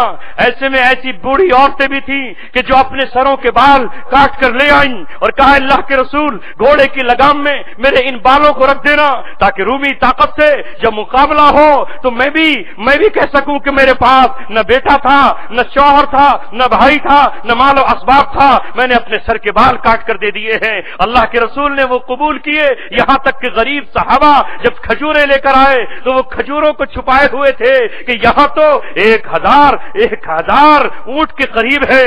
یہاں تو تقریباً 12 ٹن کھجوریں حضرت عبد الرحمن بن عوف نے نبی پاک صلی اللہ علیہ وسلم کو یا کسی دوسرے صحابی نے دی. اللہ کے رسول ہم کیا دیں گے؟ آپ نے فرمایا نہیں، جو تمہارے پاس ہے وہ لے آؤ. آج ہمارا مقابلہ سپر پاور سے ہے. کوئی یہاں گھر میں نہ ٹھہرا رہ جائے. کچھ منافقین وہاں جمع ہوئے اور مذاق اڑانے لگے کہ میاں انہیں بھی ٹڈے کا پر سوجا تھا، یہ اس سے کھجوروں سے روم کو فتح کریں گے، یہ قیصر کو شکست دیں گے. کوئی کچھ بھپتیاں کس رہا ہے، کوئی کہہ رہا ہے کہ شدید ترین گرمی ہے، مت نکلو، اپنے گھروں میں بیٹھے رہو، اپنے گھروں کے اندر رہو. اللہ تبارک و تعالیٰ کے ماننے والے اس جنگ میں نکل کھڑے ہوئے. کچھ صحابہ وہ تھے جو آئے آپ کے پاس، ہم چلنا چاہتے ہیں. آپ نے کہا میرے پاس سواریاں نہیں ہیں، ایک اونٹ 18 آدمیوں کے لیے طے کیا گیا ہے، ایک اونٹ پر 18 لوگ سوار ہوں گے، لیکن ہمیں روم کی سرحد تک جانا ہے، تبوک تک جانا ہے. رسول اللہ تبوک تک نکل کھڑے ہوئے. جس نے جو حصہ دیا تھا اس حصے کو اللہ نے قبول فرمایا. یہ صحابہ جو جا نہیں سکے، اپنا بھی اونٹ نہ تھا، ان کے پاس اپنی سواری بھی نہ تھی اور جانے کے حالات بھی نہ تھے، رسول اللہ نے واپس کر دیا تو روتے ہوئے آئے، ہچکیاں لیتے ہوئے آئے، سسکیاں لیتے ہوئے آئے، آنسو برساتے ہوئے آئے. جب ایک وادی میں محمد رسول اللہ واپس آئے تو آپ نے صحابہ سے کہا اے میرے صحابہ، مدینہ میں کچھ وہ لوگ بھی ہیں جنہوں نے تمہارے ساتھ سفر نہیں کیا، جنہوں نے تمہارے ساتھ کسی وادی کو قطع نہیں کیا، جنہوں نے تمہارے ساتھ یہ راستے کی تھکن اور مشقت کو برداشت نہیں کیا، مگر ثواب میں وہ قدم قدم پر تمہارے برابر. صحابہ نے کہا اللہ کے رسول وہ کون ہے کہ گھر بیٹھے انہیں ثواب مل گیا؟ اللہ کے رسول نے فرمایا یہ وہ لوگ تھے جنہیں میں سواری نہیں دے سکا، غریب تھے، آنا چاہتے تھے، جب میں نے واپس کیا تو روتے ہوئے گئے۔ یہ وہ منافق نہیں تھے کہ جو بہانے بنا کر اجازت لینے کے لیے آئے، وہ تو منافق قرار پائے، ان کو اللہ تعالیٰ نے رضی اللہ عنہ کا خطاب دیا۔ لہذا میرے نوجوان دوستو، آج روئے زمین پر عقیدے کی جنگ ہے، ایمان اور کفر کے بیچ جنگ ہے۔ مرحلہ تیل اور زمین کے ٹکڑوں کا نہیں ہے، صرف اسلام اور عقیدے کا مسئلہ ہے، اور اسلام کے خلاف ساری دنیا کی طاقتیں متحد اور متفق ہو گئی ہیں اور اکٹھی ہو گئی ہیں۔ آخری جھٹکا ہے بالکل اسی طرح کہ جس طرح غزوہ احزاب میں تھا، وہ اکٹھے ہو کر گئے تھے کہ مدینہ سے صحابہ کو باہر نہیں نکلنے دیں گے۔ ان حالات میں صحابہ نے زمین پہ خندقیں کھودی، پہاڑوں کے سینے چیر ڈالے، اور محمد رسول اللہ نے پیٹ پر پتھر باندھ کر اسلامک اسٹیٹ کی، اسلامی ملک کی، اسلامی سلطنت کی ایک بارش کی حفاظت کی، اور خود کدال لے کر پہاڑوں کی چٹانوں کو توڑ ڈالا، پانی زمین سے نکل آیا اور مورچوں پر صحابہ کو بٹھا دیا۔ کفر کی طاقت ٹوٹ گئی۔ آج بھی تمام طاقتیں صرف اور صرف اسلام کو مٹانے کے لیے اٹھ کھڑی ہوئی ہیں۔ ایسے میں میرے اور آپ کی ذمہ داری یہ ہے کہ ہمارے پاس جو کچھ ہے وہ اسلام کی جھولی میں ڈال دے، جو کچھ ہے وہ اسلام کو دے دے، اللہ کو دے دے۔ جو کر سکتے ہو وہ کرو۔ ایمان بچانے کے لیے ہمیں جد و جہد کرنی ہوگی۔ آج عیسائیوں نے 7 سمندر پار سے مشنری اسکول کھولے ہوئے۔ آج انہوں نے قادیانیت کے نام پر نبی پاک صلی اللہ علیہ وسلم کی دشمن جماعت تیار کر دی ہے، جو یہ کہتی ہے کہ اللہ تبارک و تعالیٰ کے پیغمبر آخری پیغمبر نہیں، غلام احمد قادیانی نبی تھا، اب اس کا بیٹا نبی ہے۔ یہ جماعت غریبوں میں جا کے کام کرتی ہے، کہیں بورویل نہیں ہوتے کنویں تو وہاں کنواں کھدواتی ہے، کہیں اسپتال نہیں ہوتے تو وہاں اسپتال بنواتی ہے، کہیں پر اسکول نہیں ہوتا تو وہاں اسکول قائم کرتی ہے۔ مقصد ہے آپ سے ایمان چھین لینا، مقصد ہے محمد رسول اللہ صلی اللہ علیہ وسلم کی غلامی کا جو پٹا گلے میں پڑا ہوا ہے وہ عقیدہ ہم سے چھین لینا۔ لہذا آج کتنے شہر ایسے ہیں جہاں قادیانی کھلے عام گھوم رہے ہیں۔ اللہ تعالیٰ نے آج مسلمانوں کو دولت دی ہے، وہ زمانہ بھول جاؤ۔ کل ہمارے باپ دادا سڑے ہوئے پھل کھایا کرتے تھے، کل ہمارے باپ دادا چھپروں کے مکان میں رہا کرتے تھے، کل ہمارے باپ دادا پیدل سفر کیا کرتے تھے۔ ایک وقت کھا لیا تو اگلے وقت میں کھانے کی فکر ہوا کرتی تھی۔ مائیں راتوں کو کنویں سے پانی لایا کرتی تھی، تب کہیں اپنے بیٹوں کو پانی ملا کرتا تھا۔ آج تو ٹوٹی گھروں میں لگی ہوئی ہے، آج فریج لگے ہوئے ہیں، آج مال و دولت لگا ہوا ہے، تو آج یہ تاجر طبقہ کیوں آگے نہیں بڑھتا کہ ہم اپنے غریبوں کی مدد کریں اور ان سے ان کے ایمان کی حفاظت کریں؟ کیا یہ دینی کام نہیں ہے؟ کیا یہ شریعت کا حصہ نہیں ہے؟ ایک طرف تو ہم منبر و محراب پر کھڑے ہو کر یہ کہتے ہیں کہ ابوبکر صدیق رضی اللہ تعالیٰ تخت شاہی پر بیٹھے ہوئے ہیں اور ایک عورت کی خدمت کرتے ہیں، کہاں وہ جنگل میں جھونپڑیوں میں رہتی ہے، وہ اس قدر معذور ہے کہ اس کے ہونٹوں سے روٹی چبائی نہیں جاتی، تو آپ اپنے ہونٹوں سے چبا کر اسے دیتے ہیں، اور جب ان کا انتقال ہو جاتا ہے تو حضرت عمر ابن خطاب رضی اللہ تعالیٰ اس عورت کی خبر گیری کے لیے جاتے ہیں۔ ایک طرف تو ہمارا یہ عالم ہے، ہم ان سے بڑے تو نہیں ہیں، ہم کہتے ہیں کہ صاحب ہم تو امیر صاحب ہیں، ہم کہتے ہیں کہ ہم تو صدر صاحب ہیں، ہم کہتے ہیں کہ ہم تو متولی صاحب ہیں، ہم کہتے ہیں کہ ہم تو شہر کے قاضی ہیں، ہم سمجھتے ہیں کہ ہم تو ایک مدرسے کے بہت بڑے معتمم ہیں، ہم ان کے پاس کیوں جائیں؟ کیا ہم ابو بکر صدیق سے بڑے ہیں؟ کیا ہم عمر ابن خطاب سے بڑے ہیں؟ وہ عمر ابن خطاب جو رات کو گلیوں میں گشت لگاتا ہے، ایک گھر سے آواز بچوں کے رونے کی آتی ہے تو ڈپٹ کر کہتا ہے، او ماں ان بچوں کو تو نے اب تک کیوں نہیں سلایا؟ ان کے سونے کا وقت ہے، یہ رو کیوں رہے ہیں؟ وہ ماں کہتی ہے، او راہ کے مسافر تو اپنی راہ پکڑ لے، ہم کیوں رلاتے انہیں؟ کون ماں اپنے بچوں کو رلانا چاہے گی؟ لیکن میرے پاس کھانے کو نہیں ہے، میرے پاس پکانے کو نہیں ہے، میں نے چند پتھر پانی میں ڈال کر ابالنا شروع کیے ہیں، بچوں کو بہلا رہی ہوں، بیٹو تمہارے لیے کچھ بنا رہی ہوں، یہ بچے ہیں تو روتے روتے سو جائیں گے، انہیں نیند آ جائے گی۔ جب عمر کی بھی خبر گیری نہیں کر رہا تو کون ہے خبر گیری کرنے والا؟ ماں کو کیا پتا تھا؟ عمر ہی دروازے پر کھڑا ہوا ہے، اسی دن اپنے گھر میں گئے اور گھر میں جا کر اپنے گھر میں جا کر آٹا لیا، میدا لیا اور جو بھی کھانے کے انتظامات تھے وہ لیے، بوری میں بھر لیا۔ جب غلام نے کہا اے میرے آقا میں اپنی کمر پہ لادنا چاہتا ہوں، کہا امیر المومنین تو نہیں ہے، رعایا کی ذمہ داری مجھ پر ہے۔ وہاں پہنچے، اپنے ہاتھ سے آٹا گوندا، چولہے کو اپنے منہ سے دہکایا، بھوکوں سے آنکھ کو روشن کیا اور ڈالی پر جب راکھ آئی تو پکڑ کر کہا کل قیامت میں تو گواہ بن جانا، اللہ جب عذاب دینا چاہے تو اے داڑھی تو کہہ دینا کہ میں خاک آلود اور گرد آلود ہوئی ہوں۔ روٹی کھلا کر جب ان بچوں کو ہنستے ہوئے دیکھا تو ماں سے معافی مانگ کر کہا میں ہی تمہارا خطا کار امیر عمر ابن خطاب ہوں۔ یہ سب کام ہم نے حیات چھوڑ دیے، ختم ہو گیا مسلمانوں کا نظام۔ اس لیے جمعے کی نماز اور نماز مغرب میں نہ جانے کتنی مائیں مسجد کے دروازوں پر کھڑی ہیں، کہتی ہیں بھوک ہے، نہیں معلوم ہو سکتا ہے کہ وہ بھوکی ہو۔ میں نے آج حالات یہ دیکھے کہ مسجد میں ایک بوڑھے شخص کو یہ کہتے ہوئے دیکھا لوگوں میری بیٹی جوان ہو گئی ہے، مجھ پہ کچھ نہیں ہے، میری بیٹی کے نکاح کا انتظام کر دو۔ ایک باپ اپنی بیٹی کے ہاتھ پیلے کرنے کے لیے آج مسجد میں کھڑے ہو کر بھیک مانگ رہا ہے، اس کی رات کیسے گزرتی ہوگی؟ ایک طرف ہمارے دسترخوانوں پر مرغ مسلم رکھے ہوئے ہیں، ہمارا کھانا ہوٹلوں میں چل رہا ہے، ہم 5 اسٹار ہوٹلوں میں جا رہے ہیں، کوئی منالی جا رہا ہے، کوئی شملہ جا رہا ہے، کوئی ہنی مون منانے کشمیر جا رہا ہے، اور دوسری طرف امت کی ماؤں کے پاس تن چھپانے کے لیے کپڑے تک نہیں ہیں، اور رات کی پیٹ کی آگ بجھانے کے لیے نانے چھبینا بھی موجود نہیں ہے۔ اللہ نے جو مال دیا ہے اس میں غریبوں کا حق ہے، للسائل والمحروم۔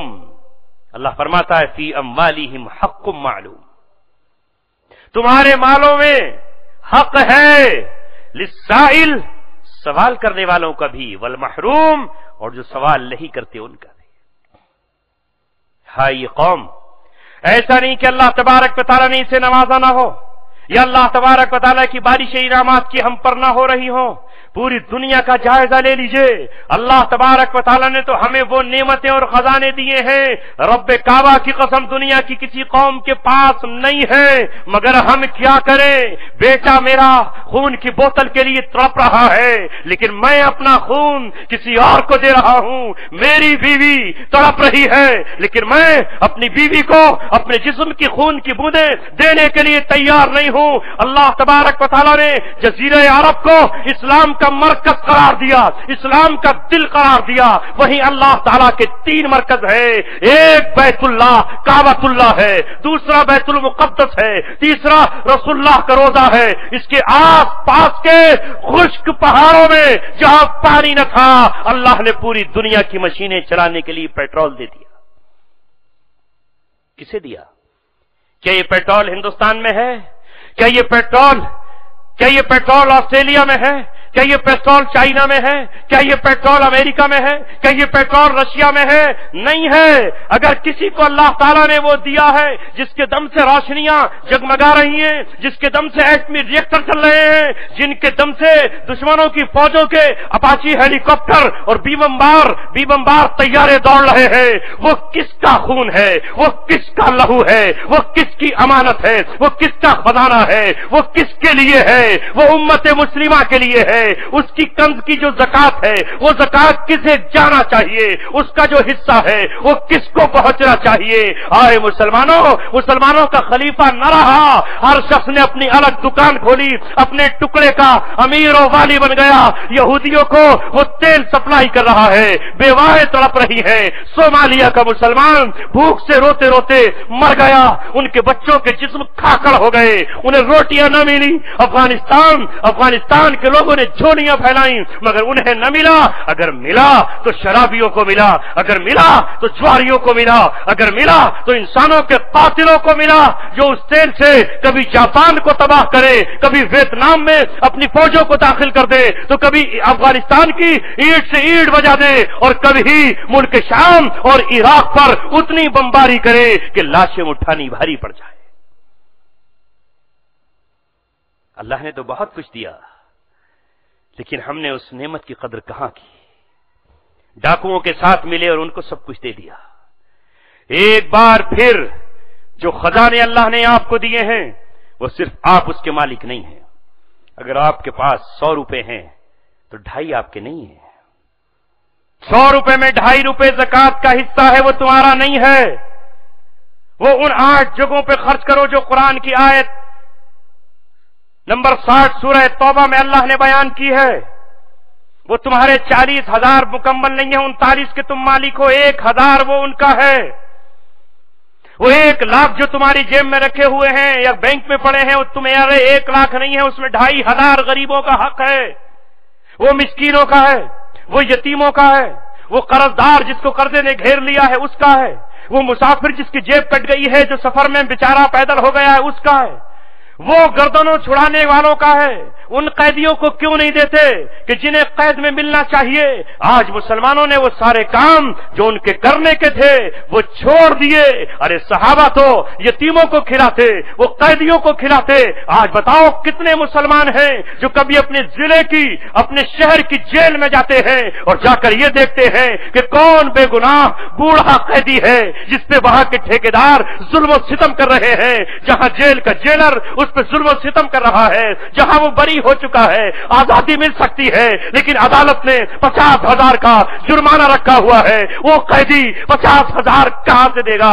وہ نہیں دے سکتا ہے۔ آئے کاش مسلمانوں تم اپنا امداد کا مال نہیں، اپنی زکات اکٹھی کر کے اس قیدی کا جرمانہ بھر دیتے، وہ قید سے نکل کر آتا۔ رسول اللہ کل قیامت میں یہ کہتے، تو نے قید سے اپنے اس بھائی کو نہیں چھڑایا، تو نے مجھے قید سے چھڑایا ہے۔ رسول اللہ فرماتے ہیں جس نے کسی قیدی کو آزاد کرایا اس نے اسے آزاد نہیں کرایا، گویا کہ مجھے آزاد کرایا۔ فک العانی حدیث ہے رسول اللہ کی، فک العانی، فک العانی، قیدیوں کو آزادی دلا دو، قیدیوں کی گردنیں چھوڑا دو۔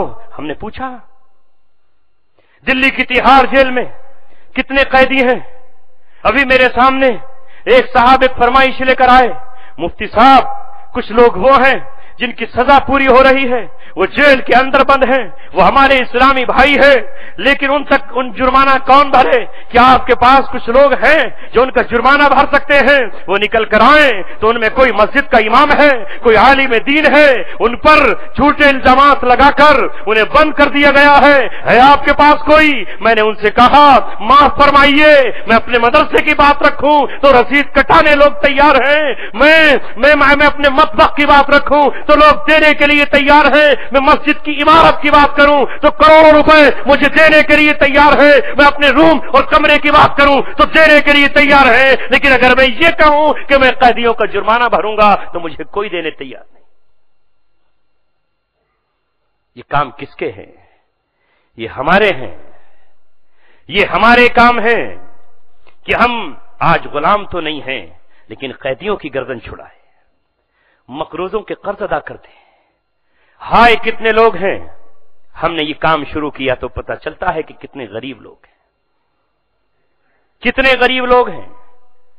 بعض عورت ہے گھر نہیں، شوہر بیچارہ رکشہ چلاتا ہے، وہ کرائے کی رکشہ ہے، 5-10 ہزار کی رکشہ نہیں خرید سکتا، رکشہ لے کر گیا کہ ایکسیڈنٹ ہو گیا۔ عورت آئی ہماری بیوی کے پڑوسن کے پاس، کہتی ہے کل رات بچے بھوکے تھے، آج دوپہر میں بھی کھانا بنانے کو کچھ نہیں تھا، اس لیے کہ شوہر کو رکشہ اس لیے نہیں مل رہا کہ رکشہ کا پہیہ ٹوٹ گیا، اس کا ایکسیڈنٹ ہو گیا۔ ادھر مکان مالک ہے وہ کہتا ہے کہ کرایہ دو، کہاں سے دیں لوگوں؟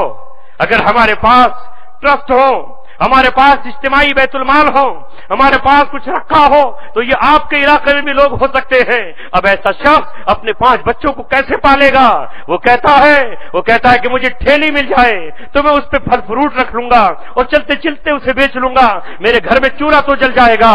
لیکن ہمیں ایسے لوگ نہیں ملتے۔ میں نے ایک امیر تاجر کے پاس بھیجا کہ آپ صاحب نصاب ہیں، کئی لاکھ کی زکات آپ نکالتے ہیں، یہ بندہ آپ کے شہر سے تعلق رکھتا ہے، آپ ذرا اسے 3100 روپے دے دیں تو اسے ریڑھی مل جائے گی۔ ان صاحب حالانکہ وہ کافی دریا دل ہے مگر کہنے لگے پہلے میں شہر میں آپ کی تحقیق کروں گا۔ ارے زکات دے رہے ہو، اس کا حال پتہ چل رہا ہے، دے دو 5000 روپے، اس کا کام چل جائے گا۔ اے میرے دوستو عزیزو، یہ کام کرو، علماء کو ساتھ لو، اس لیے کہ ان کے بغیر کچھ نہیں ہوگا۔ اس وقت یہ روئے زمین پر انبیاء کے وارث ہیں، انہی کے سینے میں قرآن ہے، انہی کے سینے میں حدیث ہے، انہیں ہی حق ہے کہ یہ ممبر و محراب پر کھڑے ہو کر اللہ تبارک و تعالیٰ کی کتاب بیان کریں۔ اس گئے گزرے دور میں یہی ہیں جنہوں نے قرآن کے ساتھ اپنا رشتہ اور ناطہ جوڑا ہے۔ ان کی قیادت میں کام کرو۔ آپ حساب لینا چاہتے ہو تو حساب رکھو، کون منع کرتا ہے؟ کون منع کرتا ہے؟ آپ حساب رکھیں اور پھر اپنے شہر کا جائزہ لیں۔ یہاں کوئی بیوہ تو نہیں، یہاں کوئی یتیم تو نہیں، یہاں بچوں کا جائزہ لیں۔ کتنے اسکول ہیں اور ان اسکولوں میں ہمارے بعض بچے وہ ہیں، میرا بچہ اسکول میں پڑھتا تھا تو ایک دن ایک بچہ آیا، 2 دن اسکول نہیں آیا، 2 دن اسکول نہیں آیا، پڑھنے میں اچھا خاصا تیز تھا، اس سے استادوں نے پوچھا وہ کیوں نہیں آیا؟ ظاہر ہے کہ اس کے باپ کے پاس فیس نہیں تھی۔ میرے بچے نے آ کے مجھ سے کہا، میں نے کہا اس کی جا کے فیس بھر دے۔ وہ کافی دنوں تک اکیلی جرسی پہن کے آتا رہا اور اس کے پاس نئی ڈریس نہیں تھی، جرسی سے گرمی کا موسم آ گیا، اپنے کپڑوں کو چھپا رہا ہے۔ ہم نے کہا بیٹے اللہ نے تجھے دیا ہے، ایسے ساتھی کو تو ایک ڈریس بنا کر کے دے دے۔ ایسے کتنے ہوں گے کہ جو فیس نہیں بھر سکتے؟ اگر امت کے ایک بیٹے کو آپ نے تیار کر لیا تو اللہ تبارک و تعالیٰ اس سے سینکڑوں تیار کرے گا۔ اگر آپ عالم بنا سکتے ہو تو عالم بناؤ۔ میں خالی یہ نہیں کہہ رہا کہ عالم ہی بناؤ، امت کو ڈاکٹروں کی بھی ضرورت ہے، امت کو انجینئروں کی بھی ضرورت ہے۔ ایک ڈاکٹر اگر کسی کا بچہ بن جائے اور اسے اپنا بچپن یاد ہو تو وہ سینکڑوں علماء کی خدمت ڈاکٹر بن کے بھی کر سکتا ہے۔ چھانٹو کون بچہ فرسٹ آنے والا ہے، وہ کہاں ایجوکیشن لے سکتا ہے؟ اس کے ماں باپ کے پاس 50-60 ہزار روپے نہیں ہیں، آپ 4 لوگ مل کے 60 ہزار کا انتظام کر سکتے ہو۔ کیا ہے آپ کے لیے 15 ہزار روپے؟ کچھ نہیں دے رہے آپ، ان کا حق انہیں دے رہے ہو۔ اس کی ٹیوشن لگ جائے گی، اس کی زندگی اور لائف بن جائے گی، وہ کل قوم اور ملت اور پوری انسانیت کی خدمت کرے گا۔ یہ کام جو ہمارے تھے ہم نے ان سے بہانہ بنایا، رات دن ہمیں ایک دوسرے کی ٹانگیں کھینچنے کی فکر لگی ہوئی۔ لڑ بھی رہے تو رسول اللہ کے نام پر اللہ معاف فرمائے۔ وہ کہتے ہیں آپ سنت کے پابند نہیں، آپ کہتے ہیں آپ سنت کے پابند نہیں۔ بنیاد بھی اللہ کے رسول کو بنا لیا جو لڑنے اور لڑانے کے لیے نہیں آئے۔ لڑ بھی کس کی محبت میں رہے؟ اللہ کے رسول کی۔ یہی تو ہے، بنیاد بھی اللہ تبارک و تعالیٰ کے رسول کی ذات کو بنا لیا۔ کوئی کہتا ہے کہ میاں تم نے زور سے آمین کیوں نہیں پڑھی، لہذا میں آج سے تم سے بات نہیں کر سکتا، اور آپ کہتے ہو تو نے زور سے آمین کیوں پڑھی، تو میرا نہیں میں تیرا نہیں۔ دونوں کس پہ لڑ رہے ہیں؟ وہ کہتا اللہ کے رسول سے زور سے آمین ثابت ہے، آپ کہتے ہیں کہ آہستہ ثابت ہے۔ دونوں کے پاس دلیل ہے، دونوں ہی رسول کے عاشق، دونوں ہی محمد رسول اللہ کے عاشق۔ ایک کہتا ہے کہ میں تو ٹانگیں چیر کے کھڑا ہوں گا صاحب، ٹخنوں سے ٹخنا ملاؤں گا، پنجے سے پنجہ ملاؤں گا۔ آپ کہتے ہو نہیں میں تو نہیں اتنا پھیلا سکتا اپنے پیر، میں تو 4 انگل کا فاصلہ رکھوں گا۔ دونوں لڑ رہے ہیں کہ نہیں؟ لڑ رہے ہیں۔ یہ لڑائی چھوڑو، متحد ہو جاؤ۔ کیا اس چراغ میں کبھی آپ نے ایک دوسرے کو لڑتے ہوئے دیکھا؟ یہ دونوں مائک لڑ رہے ہیں کہ تو آواز کیوں کھینچ رہا، میں کھینچوں گا، خالی سارا ثواب تو نہیں کما لیا۔ یہ روشنی دوسری روشنی سے لڑ رہی ہے کہ تو کیوں جل رہی ہے، مجھے اکیلے کو جلنے دے، تو کیوں جل رہی ہے؟ جتنے چراغ جلیں گے اتنی ہی روشنی ہوگی، اور بڑے ہال کو روشن کرنے کے لیے اکیلا ٹمٹماتا چراغ کافی نہیں ہے۔ اس وقت پوری دنیا پر کفر کا، شرک کا، باطل کا، دجال کا نظام باطل کا دور ہے۔ اکیلا کوئی ایک جماعت اس اندھیرے سے نہیں لڑ سکتی، سب کو روشن ہونا ہوگا، سب کو چمکنا ہوگا۔ جس طرح اندھیری رات میں سارے جگنو جگمگاتے ہیں تو پیڑ پہ روشنی نظر آتی ہے، اندھیری رات سے لڑنے کے لیے ایک ستارہ کافی نہیں ہوگا۔ زہرا اور اتارد اور مشتری پوری دنیا کو روشن نہیں کر سکتے۔ لاکھوں کروڑوں ستارے جب چمکیں گے تو تھوڑی تھوڑی روشنی نظر آئے گی۔ چاند کے ساتھ ستاروں کو بھی چمکنا ہوگا۔ یہ تو آفتاب اور ماہتاب سورج ہے کہ جس کے ہوتے ہوئے دوسروں کی ضرورت پیش نہیں آتی۔ یہ تو نبوت اور رسالت ہوتی ہے کہ اس کے ہوتے ہوئے دوسروں کی ضرورت پیش نہیں آتی۔ جب تک رسول نہیں آ رہے حضرت عیسیٰ، اور جب تک امام مہدی نہیں آ رہے تب تک تو مجھے آپ کو جلنا اور بجھنا ہے۔ یہ مت کہو تم کیوں کر رہے ہو، مجھے ہی سب کچھ کرنے دو۔ تم سب کچھ نہیں کر سکتے، تم سب کچھ اکیلے نہیں کر سکتے۔ مؤذن صاحب اپنی ذمہ داری نبھا رہے ہیں تو امام صاحب اپنا کام کر رہے ہیں. مگر آج لوگ کہتے ہیں کہ نہیں، سب کام امام صاحب کو ہی کرنے چاہیے، صفیں بھی یہ بچھائیں، اذان بھی یہ دیں، تو تکبیر بھی تو ان سے پڑھوایا کرو نا. تکبیر کیوں نہیں پڑھواتے ان سے؟ کیا وہ تکبیر کے لائق نہیں ہے؟ مگر وہاں کہتے ہو نہیں تکبیر آپ نہیں پڑھیں گے، تکبیر تو مقتدی پڑھے گا، چاہے کوئی بھی ہو. تو کام بٹا، انہوں نے نماز پڑھائی، آپ نے تکبیر کہی، مؤذن صاحب نے اذان کہی. تو یہ کام، یہ اعمال کی تقسیم ہے، یہ تقسیم اعمال ہے. کسی کو اللہ نے لکھنے کا ہنر دیا ہے، وہ لکھ سکتا ہے، بول نہیں سکتا. اور کسی کو بولنے کا اللہ نے فن دیا ہے، وہ لکھ نہیں سکتا. اور کسی کو اللہ تبارک و تعالیٰ نے انداز تکلم دیا ہے، وہ وہی کام کر سکتا ہے. حسان بن ثابت محمد رسول اللہ کے صحابی ہیں، لیکن آپ بتاؤ کسی صحابی نے کبھی ان پہ تنقید کی کہ تم نے تلوار کیوں نہیں چلائی؟ کی کسی نے تنقید؟ کسی نے ان کو بزدل کہا؟ کسی نے ان کو کائر کہا؟ نہیں کہا.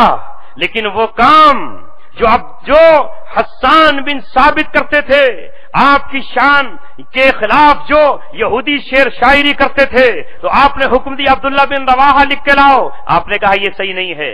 آپ دوسرے لکھ کر کے لائے، معاذ بن جبل، آپ نے کہا تم بھی نہیں لکھ کر لائے. پھر جب حسان بن ثابت لکھ کر لائے تو رسول اللہ کا چہرہ کھل اٹھا اور آپ نے کہا سبحان اللہ، حسان تو نے حق ادا کر دیا. ایک جنگ کے موقع پر جب صحابہ تتر بتر ہو رہے تھے، حسان بن ثابت لڑ نہیں رہے ہیں، خنجر و تلوار نہیں چلا رہے ہیں، بس انہوں نے اپنی شعر و شاعری جو شروع کی تو خون میں ابال پیدا ہو گیا، دلوں میں آگ لگا دی. اور صحابہ کرام جو شکست کے در پہ تھے، فاتح بن کر لوٹے، جب واپس آئے تو مسجد نبوی میں محمد رسول اللہ نے کہا اے حسان انشد، مجھے وہ شعر سنا جو تو نے میدان جنگ میں پڑھے تھے. کہا اللہ کے رسول، تجھ پر تو سارے شاعروں نے قلم توڑ دیا ہے، کون ہے جو تیرے سامنے شعر کہے گا؟ تجھ پر تو وہ کلام آیا ہے کہ لبید شاعر جسے شاعروں نے حرم میں سجدہ کیا تھا، اس نے بھی قلم توڑ دیا. اور قرآن کے بعد کہا اباد القرآن، کیا قرآن کے بعد بھی شعر کہوں گا؟ مجھے شرم آتی ہے آپ کے سامنے کہتے ہوئے. اللہ کے رسول نے کہا نہیں، انشدک اللہ، اللہ چاہتا ہے کہ تم شعروں کو دوبارہ سنائے مجھے. یہ جبریل سن رہے ہیں آسمان پہ، اللہ سن رہا ہے. اور پھر اس شاعری کے ہدیے میں اللہ کے رسول نے اپنی چادر دے دی. ہم کیا کہیں گے آج؟ ارے میاں یہ شاعری سے کیا ہو رہا ہے، اس سے کوئی فائدہ نہیں ہے.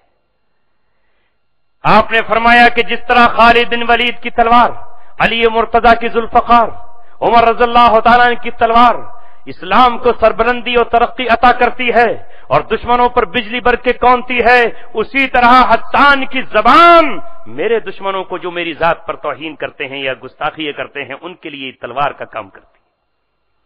ہم میں سے ہر ایک کی صلاحیتیں الگ ہے. بس آج یہ طے کر کے اٹھیں، اللہ نے آپ کو مال دیا ہے، آپ مال سے اسلام کی خدمت کیجیے. مال نہیں ہے تو جان سے خدمت کیجیے. جان آپ کی کمزور ہے تو آنسوؤں سے خدمت کیجیے اور اپنی اولاد کو پیش کریے. آپس میں متحد ہو جائیے. چھوڑ دیجیے اسے کہ ہم کیا ہیں، ہم اپنے طریقے سے کام کر رہے ہیں، آپ اپنے انداز سے کام کر رہے ہیں.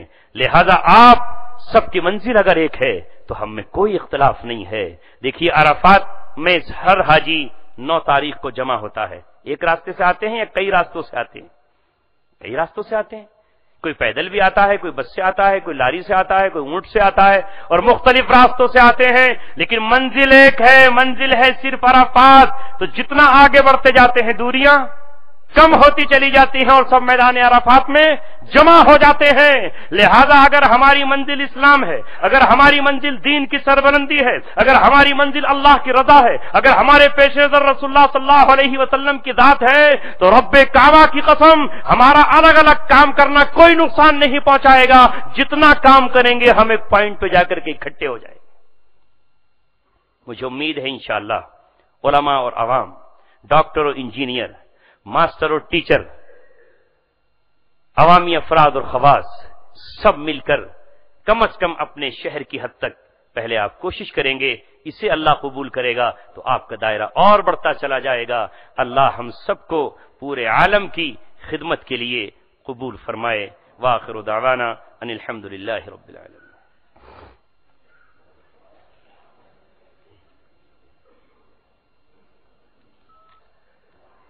اللهم صل على محمد وعلى آل محمد كما صليت على إبراهيم وعلى آل إبراهيم إنك حميد مجيد.